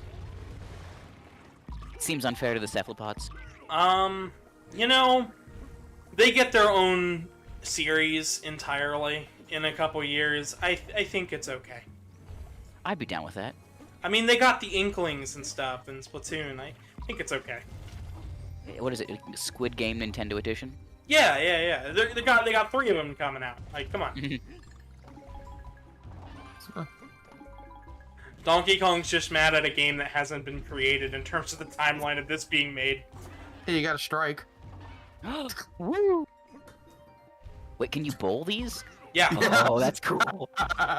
If you hit all of them without stopping, you end up getting items. Okay, that's fun. We got a little ditty. That is probably my favorite, like, meme entirely. Somebody took that song, you know, the little ditty about Jack and I. Well, somebody took that and just clipped Little Diddy, and then, like, shows Diddy Kong, but it's the size of somebody's. He literally fits in someone's hand. It's great. Just here's Little Diddy. It's just a little ditty, and then it stops. Love it. So the whale is helping us and hindering us. As he destroys everything in his path. Making my way downtown, walking fast. I don't know. I don't know what it was. I'm a seagull. Go fuck yourself. Yes, yeah. That's great. Who else is ready for fucking ridiculousness later today? I am. I am. Well, I'm not. I went after my Mr. Bones' wild ride, but that's just the story of my life. But I'll be there anyway. Oh boy. That is gonna be a recording and a half. Yep. I am already posted the thingies to the chat and what we should really focus on. But it is an interesting time, to say the least, and I am happy to say that everything over here went very, very well with Denver, despite it all. People had a great time, and I'm really happy about that. This guy with a truck and a trailer keeps passing past my house. It's the 3rd time he's done it. Is he trying to steal your house? I Just put the whole house into the trailer? I don't know. I'm just more so confused. I mean, that happened by my house, and then 3 days later, the cops rolled up and arrested everybody inside. I don't know why. I was kind of pissed because the cops kept parking in front of my parking lot, like the driveway. Oh wow. You know, as it turns out, they were just the local street racers and had a whole bunch of like illicit car parts. Fun. But they were like, this new Ace Hardware had opened up right behind their house, and it was no longer an abandoned parking lot, and they thought it was fine to just keep doing things as they'd always had, as everybody's shopping at Ace. And you could see them just scrapping something randomly behind the chain link fence without even like any kind of like visibility barrier. So we kind of saw it coming. It was just like a damn, okay. That took them a while. Yeah, the cops the other night, we were watching I was trying to watch Doctor Strange in the Multiverse of Madness so I could kind of hold an opinion, plus I wanted to watch it. But there was just a cop on the corner of the street, and then another one, and then another one. And now that part of the road is just closed for some reason. Well then. I don't know, but they were like 4 there. They all had their lights going off, and then they slowly left one by one, and then 2 days go by, and on that corner there is now some cones. I don't know what happened, but I'm curious on why it had to close part of a road. Well, I mean, when that happened 3-4 years ago out here, it was because there was like some shootout, and they wanted to show like nobody got hit, but all the bullets went into the ground, so they just had to close the road to document everything overall. They skipped for a while. And since there were so damn many shots, it was just impossible to figure out exactly, like, okay, we need to track this one to this one, this one to this one, and they just need to have a forensics guy out there for 3 days with just some tape figuring out where the heck everything was. Huh. And it was really annoying, because I'm just like, this is adding 10 extra minutes onto my commute, guys, please. Goddamn. See, that would be a story to talk about. The thing is, though, my neighborhood's really quiet, at least down where people are. So, like, I don't even know what happened. Like, that wouldn't even be a valid explanation since I'm here at the house all the time. I would have heard it. It's just... The good news, Denver's a... SpongeBob in the chat. Who lives in a pineapple under the sea? SpongeBob. Ahoy there, Gavin. It's your matey SpongeBob. Ahoy! Avasti! We're in the Sea World of Donkey Kong Country. How goes your driving tests? They're boating lessons? Gosh. Oh, I'm sorry. I have to be aware of the undersea differences. Anyone else think it's weird that he's driving a boat underwater? I know there's fire underwater. I know, yeah, I was about There's to also say. water underwater. Yeah, I want to know Blue Lagoon. It's almost like I think all of the characters. We're actually living in the second ocean, and there's a middle ocean in between, and that's the one that SpongeBob's in. Don't tell anyone. Well, no. The really messed up fan theory is that they're in the Bikini Atoll after the 1950s nuclear testing. That makes so much more sense. Let's not go into that theory, because that one gets some real weirdos. Fair enough. I have seen the comments of videos that go in depth on that theory, and then they just start, like, I don't know where the fuck they get it from, but they start going and, like, the people in the comments just start going, well, yeah, and Hey Arnold was all, like, some hallucinated drug thing, and I'm like, what the hell is wrong? The weird one, the really weird one is the Ed, Edd n Eddy one. Oh, Dude. Yeah, let's not go there. I mean, there's also the Timothy Treadwell universe hypothesis, where all of American TV is being hallucinated by this one guy in a coma in General Hospital. the fuck? Yes, actually, because there's a general crossover. The General Hospital crosses over with CSI, and CSI crosses over in some way with about half of Americans, like, TV. So if you're applying, Marvel multiverse rules to American TV, most of it's a hallucination in Timothy Treadwell's head as he dreams in General Hospital. It's wild. I mean, I'm not gonna say that that's a bad theory. It's certainly something different. It's the best argument I've heard yet for why we should, like, maybe multiverses are cool and all, but maybe we should allow them to be non-canon. Different things, or let, like, us be an idea of a story that doesn't have to, have happened exactly the same time every time. Yeah. And multiverses are cool. I do think it's weird, though, that they've found, like, evidence to support that we're in a multiverse as well. And that parallel universes and stuff.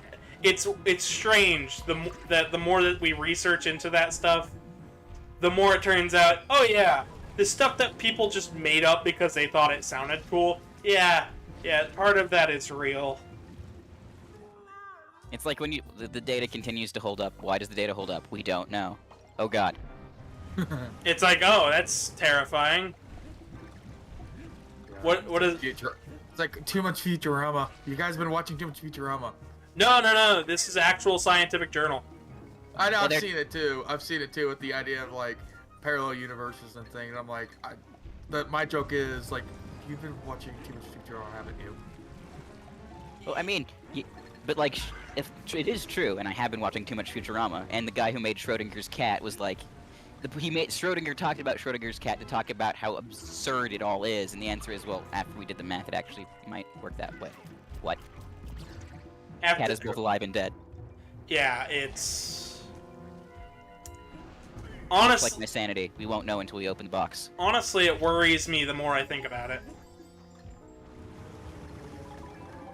Because the more I think about it, the more I go, oh, so that means there's another universe where things could be even worse. And a bunch where they're better. Yeah, true. And a bunch where I'm having better lives than now, and a bunch where I'm having worse lives than now. And a bunch where I'm dead, and that's okay. One universe where you never met me. Think about the infinite universes that never had a Big Bang. Okay, now we're going down some weird territory that I don't know if I want to start comprehending while playing Donkey Kong. That's I don't want to have an existential crisis while I'm playing, Donkey Kong. I'm a dinosaur. I've been having an existential crisis for 65 million years. Someone get God back here.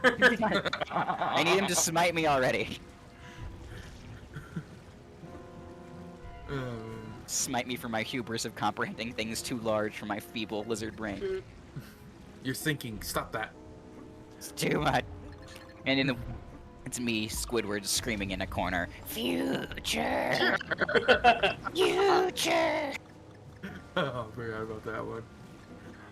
So I was at when I went to IFC a couple years ago, there were people playing some game, and I don't even remember what it was, but it got them all to start chanting, "All hail Plankton," Yes. in the middle of a lobby, and they were so loud that the con staff had to step in and say, "Please quiet it down. You're scaring the normal people." The normies are concerned, please. They're already put up with enough. Please don't traumatize them further. Oh I my! remember way back out here years ago when RMFC was still a thing, there was an entire, 3 separate volleyball teams in the hotel for some kind of event. Oh boy. And day 1, it was just, dead quiet. Nobody wanted to talk to everybody. Day 2, it was oh, you drink too? Day 3, everybody was just having a great time partying together. Some of the best Sundays I've ever had at a con. So this stage has a fun gimmick.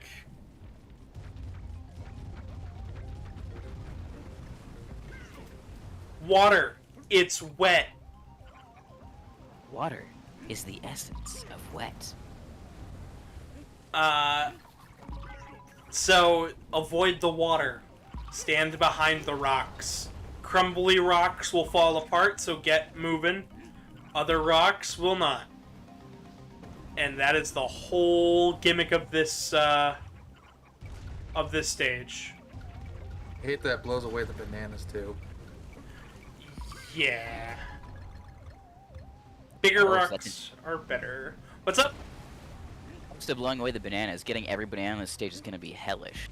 You don't ever have to get all the bananas.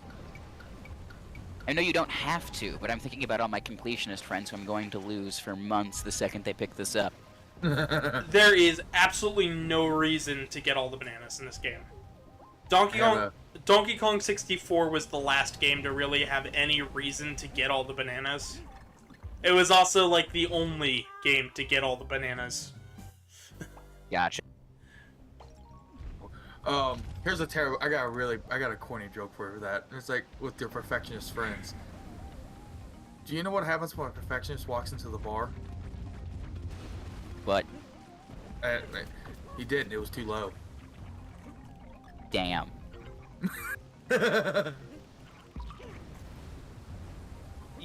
I'm a completionist, and even that was a bit much.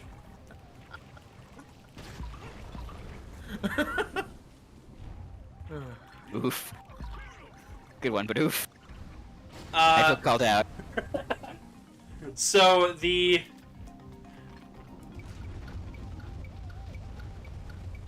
No! Crab attack! Okay. this stage just gets harder and harder the more you play. Bonus! Oh gosh. Bonus ducks. No one Honest. gets that reference. No one here would get that reference. Probably. It's all good.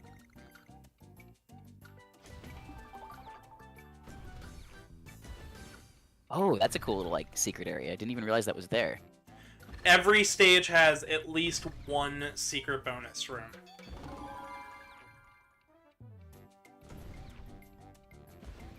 And getting all of the stuff will either give you a Kong letter or a puzzle piece. And the puzzle pieces, all they do is give you extra illustrations from the development of the game. Still cool. Yeah.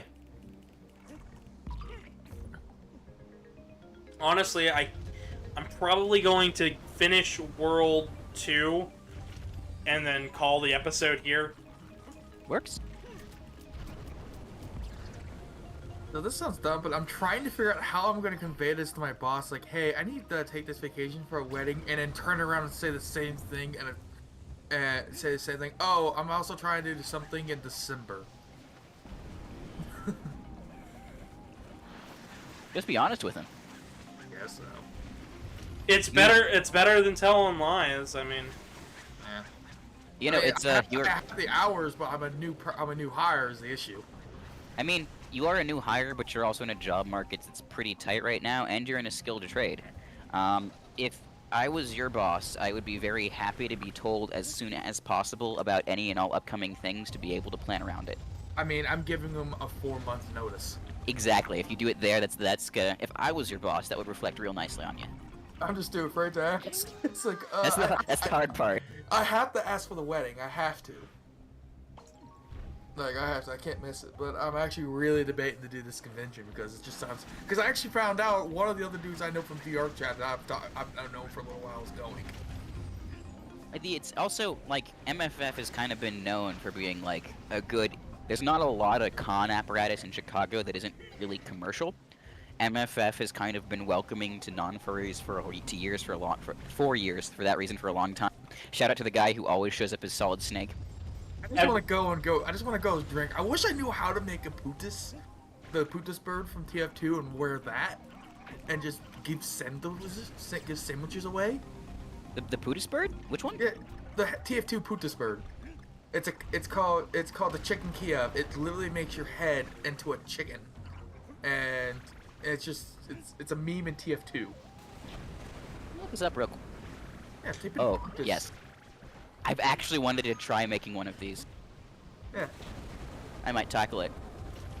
Just walk around with the sandwich and the holiday punch going tweet, tweet, tweet. See, the problem is I'm too tiny to pull off this cosplay, but if you know anybody, like, a nice big dude who'd love to do it, pardon me, that would be perfect. I mean, I am. That's why I want to do it. I'm a fat fucker. I would fit perfect heavy. I don't have the body. I don't have the muscle mass, but I do have the weight. and we've made it to the second world boss. Oh god, woo! That's what we're talking about. Ah, frick! I might as well just come. I just hope he. I'll ask him for the first one, saying, "Hey, it's for the wedding." The other one's for vacation. I mean, I just lied to my boss and said we did holidays early. Yeah. I mean, Which is true. I'm celebrating the holidays. Sorry, what was that? I'm not gonna pull that card, but It was true though. I was celebrating the holidays with people I consider to be my family. Yeah. I consider being in the furry fandom to be more of a family than my normal family has been. Because in most cases, I've had more support and more help from random total strangers in this fandom than I have my normal family that's biological. I've run into some bad folks in the fandom over the years, but I've never felt that the fandom has been anything but writ large good for me, just because the people here have been so encouraging and done their best to be the best for me, even if they weren't always the best for themselves. And I'm really thankful for that. It's an actual community, not just an idea of people you're forced to be around, but people you get to choose to be around and get to choose how you interact with. It's so cool, and you can learn so many things about yourself and each other that way. And that's like on top of all the cool art and encouraging each other to find cool things and stream and get out there. Yeah. I love it so much. Also, we have a heart from Karmic in the chat. Hearts back to you, man. Oh boy. the very reason I want to go is just like this be the first vacation I've ever done in my life. Like actually for myself. With why I want to go and that actually meet people I've met via chat and here. Yeah, I mean, I would rather go to a furry event than an anime event because I at least know at least about the furry side more than I ever will give two shits about the anime side. I think the anime side's a lot weirder. They don't have the same. It depends on a con-to-con basis. I think furry has had to deal with its own problems for longer than anime has in some ways. Yeah. And as such, they've gotten a little bit better about it. That and, I don't know, it's just a lot more social in the furry fandom. A lot more people doing everything for each other. Anime, there's a little bit more like top-down, Funimation released this cool thing, which is honestly amazing. I have friends going to NDK next week, and I might join them, not sure yet. But it's just, I kind of want to see the creator-made stuff, you know? Much prefer to focus on it. And then the artists are so much more approachable, you can ask them about what they do and realize that, oh, they're not that different from you, and you can actually do that too. And they'll encourage you to. If anybody ever wants to know anything about fursuits, I will share literally everything I know. I was like, when I first started helping Gavin, I was asking like 20 million questions about fursuits because I had no idea how that stuff worked. He thought they were as heavy as fire department equipment. Yeah. Nope. No, Definitely not. Yeah, because that's how I compared to, because that's the only thing I could give reference to when I was a volunteer firefighter. Like, because when you, like, it's something so wild and so far out there that you don't even think about it being something, like, and how would that even be, you know? Yeah. I remember it was so wild because I came to this from, like, the cosplay end of things, and I'm just looking at this going, oh my god, this is the ultimate challenge. I have to try it. How does this work? I'm gonna need to get so good at art for this. It's amazing. You create things like this. I got nothing. It's a bird on stilts. I have to keep playing now. I'm sorry. Now you got plucked. We're going past 2 hours. Birds on stilts. Oh no. I mean, That sounds like a flamingo with extra steps. the flamingo. Platform shoes, bird on stilt. Yes. Argent, quick question for you. Yes. When is your doctor's appointment stuff? Did it already happen, or am I going crazy? No, it did not already happen. I'm leaving the stream here in about 5 minutes to get ready. Okay. And then I'll be probably back in about 2 hours. Alrighty. Well, I'll be on Discord to help record to record that thing with you once you get back. Just let me know what's up. Will do. And it's, I've already messaged you in the chat about I talked with a bunch of other people yesterday, a couple extra dealers, and the big things that they were talking about had nothing to do with this particular convention, but bigger themes. And we'll go over what makes sense and what doesn't make sense to talk about there when we're talking more. yeah. Because I was actually very pleasantly surprised with how well everything went. I was not expecting that, and this is the best possible outcome. 100%. It'll make for a much better video. Agreed. I mean, I don't like it all being doom and gloom. I love it being, yeah, everything went pretty dang well, but we learned a lot. Yeah. I think the primary one is just never run a con as a private entity. It shouldn't be an LLC. It should always be nonprofit. We'll get more into that later on this week when that video goes up. Fair enough. But, yeah, thanks so much for coming on today. All right, thank you so much for having me.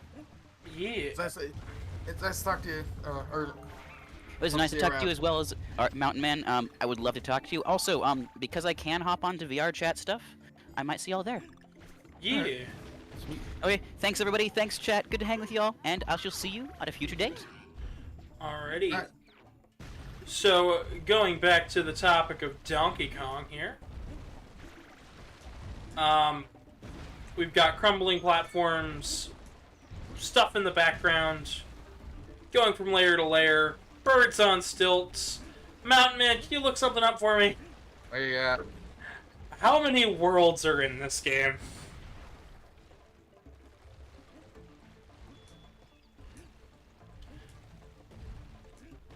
Because if it's like 6, then I'll stop at the end of this. 8. Okay. Well, we'll still stop at the end of this world then, because I don't want Donkey Kong taking up everything on this channel. That's not even counting one extra world with one extra level called the Golden Temple. We're not doing that. That requires you to get everything. You're like, no. No. Go. You gotta get all the Kong letters, all the puzzle pieces, beat the stage super fast. I'm not doing that. The winner of How About You? How about you do it? In fact, it's a reason for you guys to go and try this game for yourselves. Or better yet, if you want another Donkey Kong Country, go pick up Tropical Freeze. It's on Switch. It's got extra content. In fact, I have the Wii U version, and I'm going to be picking up Tropical Freeze just so I can cover it. So, on Switch. Just because it would make for easier recording and it'll look better. Alright. I do think I'm starting to lose a few people, which is A-okay with me, but... Oh boy. We have a couple more people subscribed, by the looks of it. Oh, cool. Did we? Now let me check something here. Something's out right here. What's going on with the statistics thing? Did I mess up? There, we got one. There we go. Let me double check. Thank you to the one person. Whoever it may be. Call your friends over here. If you're already subscribed, the best thing you can do for the channel is share it with a friend. It helps out the channel a lot more than what you'd think just telling somebody, hey, check out this video. It's fun. Even though Donkey Kong really isn't my strong suit in terms of commentary, like, I literally, my history with the series goes as far as I can throw it. It's essentially, Country Returns, I saw the original Donkey Kong Countries. YouTube's compression made all of the games look like utter garbage, and I didn't want to play it. And then I ended up babysitting my nephews over a couple days and helping my mom out, and my sister said, hey, do you like Donkey Kong? And I said, kinda. Why? Oh, no reason. And then Jordan comes back with a video game called Donkey Kong Country Returns. And I played the first world, got stuck at the second world, and stopped playing. So, from here out, it's all a blind run.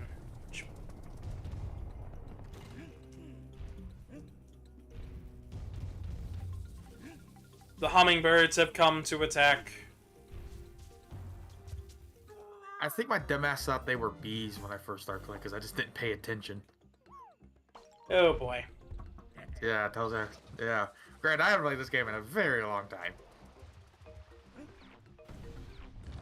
I would believe it. Honestly. I don't know.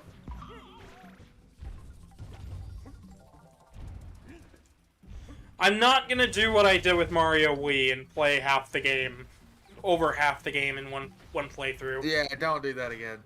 Don't. I just feel like for the sake of commentary with Donkey Kong, there's just no reason for me to. Nah. So what gives with the hummingbirds? Are they? Is it like a mini boss kind of deal? I guess. I don't know. I can bonk him on the head. You're supposed to finish them off, but you gotta worry about the needle from.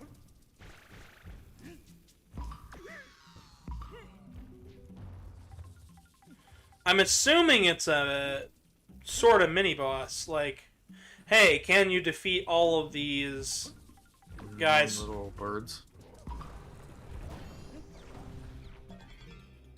There you go. Ooh. And now you gotta figure out the code. Or just really just line it out, but... You just gotta line them up.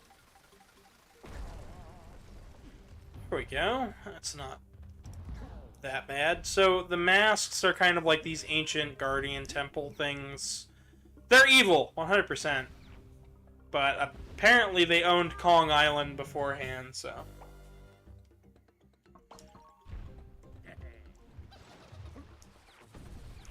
I gotta deal with the hummingbirds again. Crap. Yeah.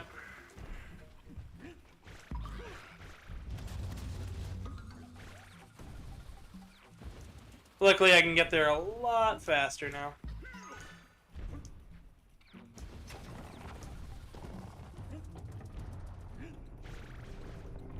Hope the chat's doing okay. Last one we still got is the Carmack saying very well worded there from earlier with Argent's conversation on the fandom. Yeah. It's really well worded. I would definitely give that. Yeah, he's good at speaking. Convinced me to do a video, so I mean, hey. There you go.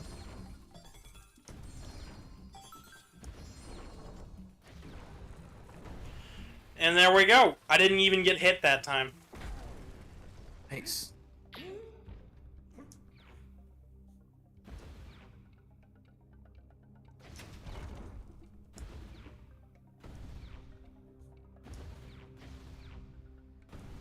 That is something we're going to see a lot coming up. A lot of barrel puzzles where we have to time our shot at things.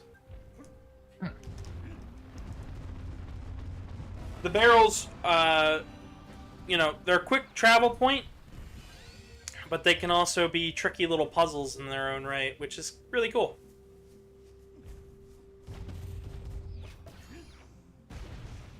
Secret path.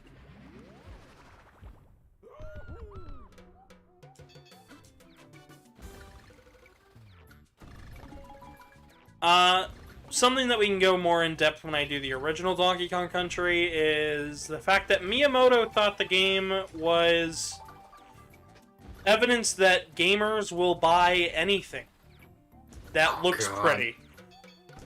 Essentially, Miyamoto didn't think the level design in the original Donkey Kong Country trilogy was that good or the mechanics were that deep. He thought the game only looked pretty, which is why they made Yoshi's Island, which is even more mechanically rich than Donkey Kong Country in many ways, but it looks even better, in my personal opinion. How the hell did I miss? Alright. I liked how there was a logic that you could throw a barrel there and destroy those two iron golem enemies, but your whole weight couldn't do anything to them. Yeah.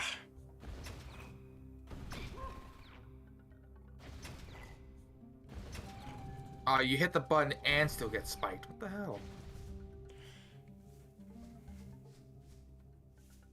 Sometimes it'll wrap around and I'll see a secret. There's a time where you don't want to hold the jump button to hit an enemy. Kind of a Oh, yeah. Fuck with you a little. Yeah, just to be like, hey, watch how you're jumping. Watch how often you're holding down the button.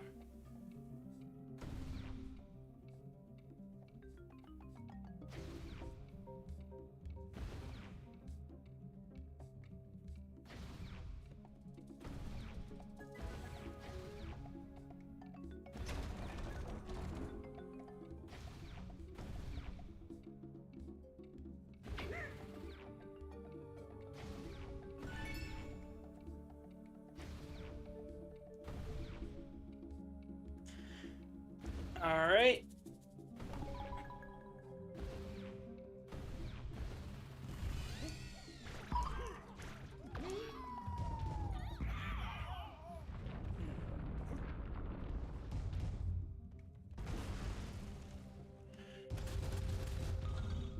Flip all three.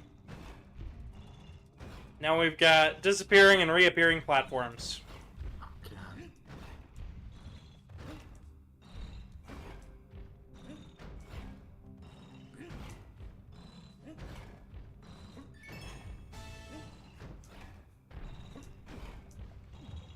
Oh, geez.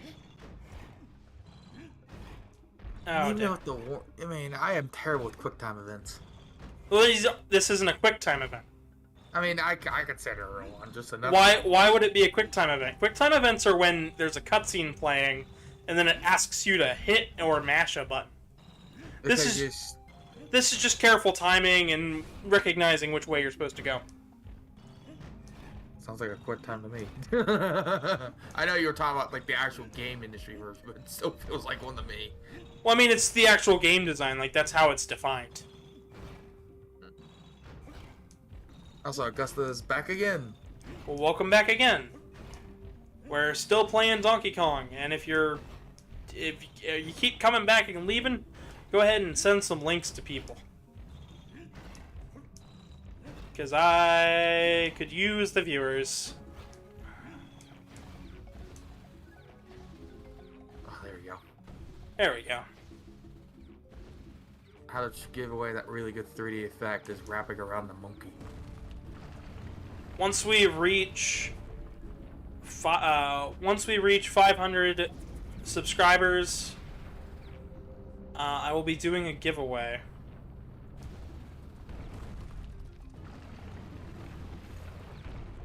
So you've only got 3 chances here. Each of them move slightly faster. And there we go. More bananas. Banana. I plan on covering the mini series, and basically all of the Donkey Kong series too. It was part of the Mario stuff that I was planning on doing. Wasn't quite sure how best to tackle it though. So the fact that people wanted to see Donkey Kong Country made me go, yes, I can start. Looked into this couple things, found out that, yeah, I could probably do all of the arcade and Game & Watch Donkey Kongs in one video. So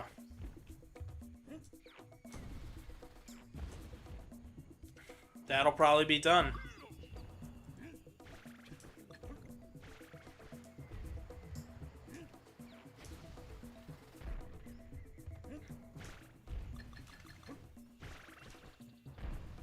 I believe tomorrow is Sonic 06 for everybody wondering when we're going to get back to that series. Not to worry. We wouldn't leave you high and dry. Just people decide to vote and request for this. Yeah. It was either Sonic Colors for DS, New Super Mario Bros. 2 for 3DS, or this. And you guys voted for Donkey Kong. Wait, how are you supposed to get past this when you kind of stuck yourself here? Oh, you have to. Okay. And really, the crab just messed you up. Oh, geez. Was that annoying? The crabs and the spikes. It's all gonna happen like that. Ugh.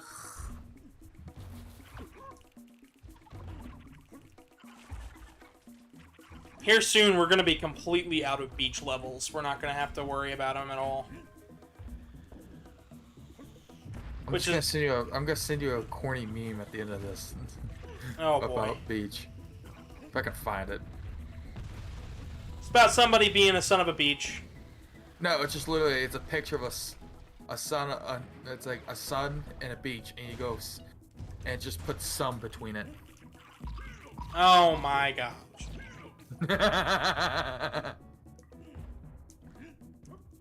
Oh, Mountain Man, you and your jokes. Why are you not entertained? I don't know. I got nothing. I just like to be there. I try to make something stupid and funny. I mean, I saw how I'm able to pull it off even when I'm not on stream. Bow. Cannons. What if you can fire the cannons and hit the other ship? You can. That's what I'm trying to clear out these enemies for, so I can do that. Okay, whoops. Because it'll make the next section easier. Huh. No Diddy Kong barrel? That was a regular barrel, I thought. No, I didn't see a Diddy Kong barrel. That's what I was saying. It's like I didn't see one.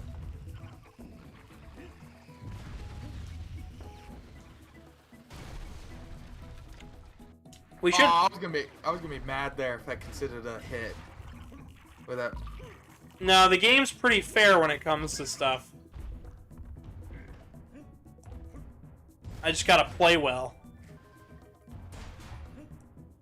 Everything in this game, there's very few things in this game that I consider to be cheap. Like, I don't.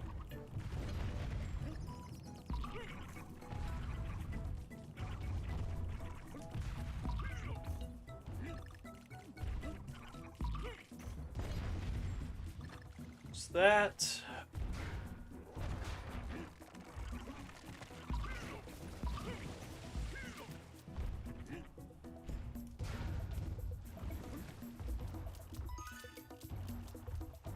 Really? We're that far into the stage? Holy cow. There we go. And I died just after the checkpoint. I don't even know what that was. I don't know. Honestly, Oh, go ahead. well, what's up? I was just gonna tell you something, just kind of like with this wedding I have to go do. What, like, the idea for the bachelor party is. This Yeah? tells you where I grew up from. We're going to a NASCAR race for a bachelor party. Really? Yeah. I don't know how that makes... I'm not even gonna ask. Welcome to West Virginia. Personally, that does not sound like fun for me. I haven't watched NASCAR in years. When I think NASCAR, I just... Nah, Boring. I zone out. That's... Yeah, that's what I do now when watching modern NASCAR. just... Okay, he goes in a circle. Yeah, they're just not fun to me. Yeah, so I gotta take vacation for that one now, and then turn around and go do the wedding next week, and take more vacation for that, and somehow, hopefully, it gets approved. Watch it get approved and they don't even ask any questions. Oh yeah, and then I want to put I'm actually on the same email. I'm trying to convey. Oh, this is gonna be an actual kind of vacation. If you can't, just tell me so I don't have to plan anything else. But I was like, I'm hoping it will get approved. It'd be nice. That would be for the event. I don't know how I haven't died yet, but... I don't know. Q Peters can't touch this. Peter Griffiths can't touch this version.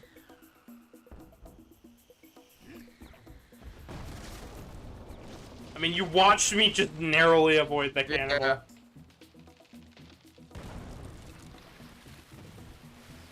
Yeah. And with that, the stage is done. How was that easier than the previous stages that I was struggling on in World 2? What? Who knows?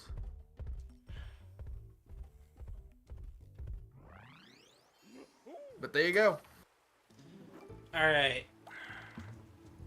2 stages left. 1 stage left.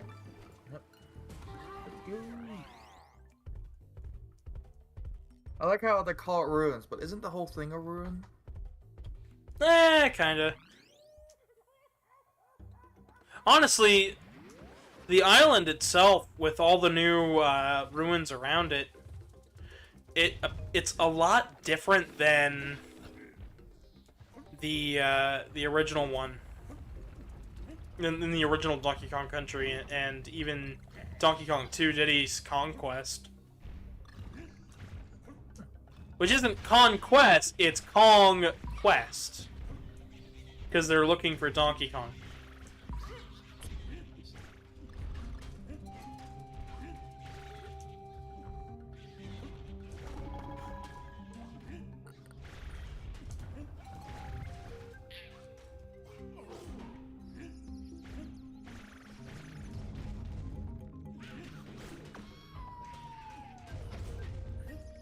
Oh, what? It pops back up? Jeez.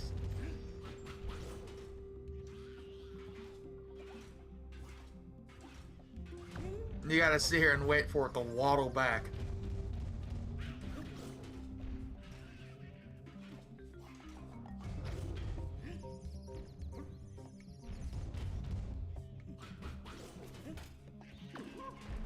Really? Oh, it springs you back up? What? Yeah, it springs me back up, but if I jump off too far, I go straight into the pit. These little guys are so annoying. I don't like them. I should not be this annoyed at an enemy, but I mean, they're all over the place, and they've got some really weird patterns of talking. They're all like, eh. I don't know. It's like watching an annoying little kid just going, yeah.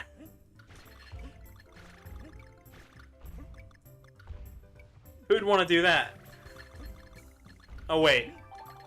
You're watching a video where I go, yeah. Hey, Roger. No, I'm Joey Wheeler from fucking Yu-Gi-Oh. Oh. Yeah, see? Oh, God. Yeah. You just gave me like a Family Guy Roger going. Yeah. No. What you gotta understand, Yugs, is that we go, yeah. Hey, Yug, you can't stop his blue eyes white dragon, yeah. Oh, God. You're like, what's it to you? Shut up. Joey Wheeler, shut up. No, Koiba. It's that is the bullshit that makes me laugh. It's what gets me through the day. Oh, God. Speaking of getting me through the day, I don't believe I got to show you any of it, Mountain Man, but I started work on an animation. Ooh. Really? Yeah.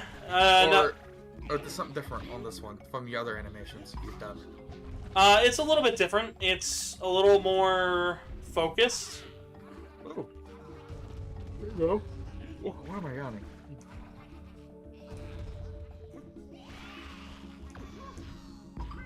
What even are these guys? No.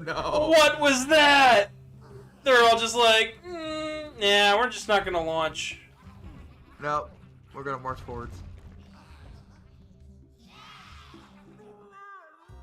Where does it want me to go? Am I just supposed to roll into him? I don't know. We've got tiny ones, jumping ones. All of them go, yeah! Gosh. Darn.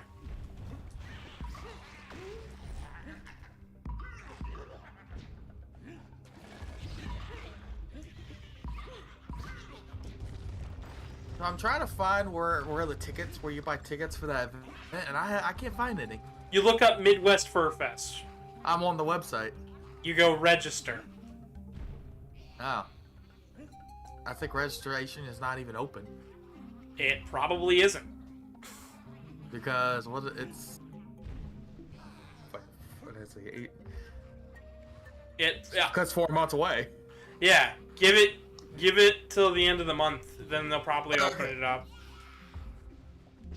Yeah, so what I'm gonna do now though instead is I guess that's one way to do it. Make sure you have the days and then order the tickets.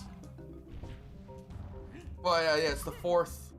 It's the 1st of the 4th, so. But I'm debating, do I ask my boss now, or do I wait till later and then book it all, or book all the hotel and all the other stuff now to try to get a cheaper rate? Do what you will. Personally, what I would do is request the days, see if you got them off. Then, you know, Ooh, good book catch. the hotels now. So that way then you can try and land a cheaper rate. That's at least nearby. Well, yeah, I'm doing the hotel for the event, so I'm paying the extra because I figured out it'd be cheaper than doing Uber and me being drunk most of the time. Anyway, that and I got a little bit of discount with some of the points I have already. I am struggling to finish this stage. Oh god, it is. I honestly, oh boy, we're at like we're almost at 120 views though, so that's good. I mean, doesn't this one save so you don't have to finish the level? You can just stop now and it'll go right back to where you left off. I'll have to restart this stage, but yeah, it'll save. Compared to the older games where you had to leave. You had to remember. You You remember a password. had to remember a password, or you just straight up left your console on. But here's the thing: Donkey Kong has always had saves.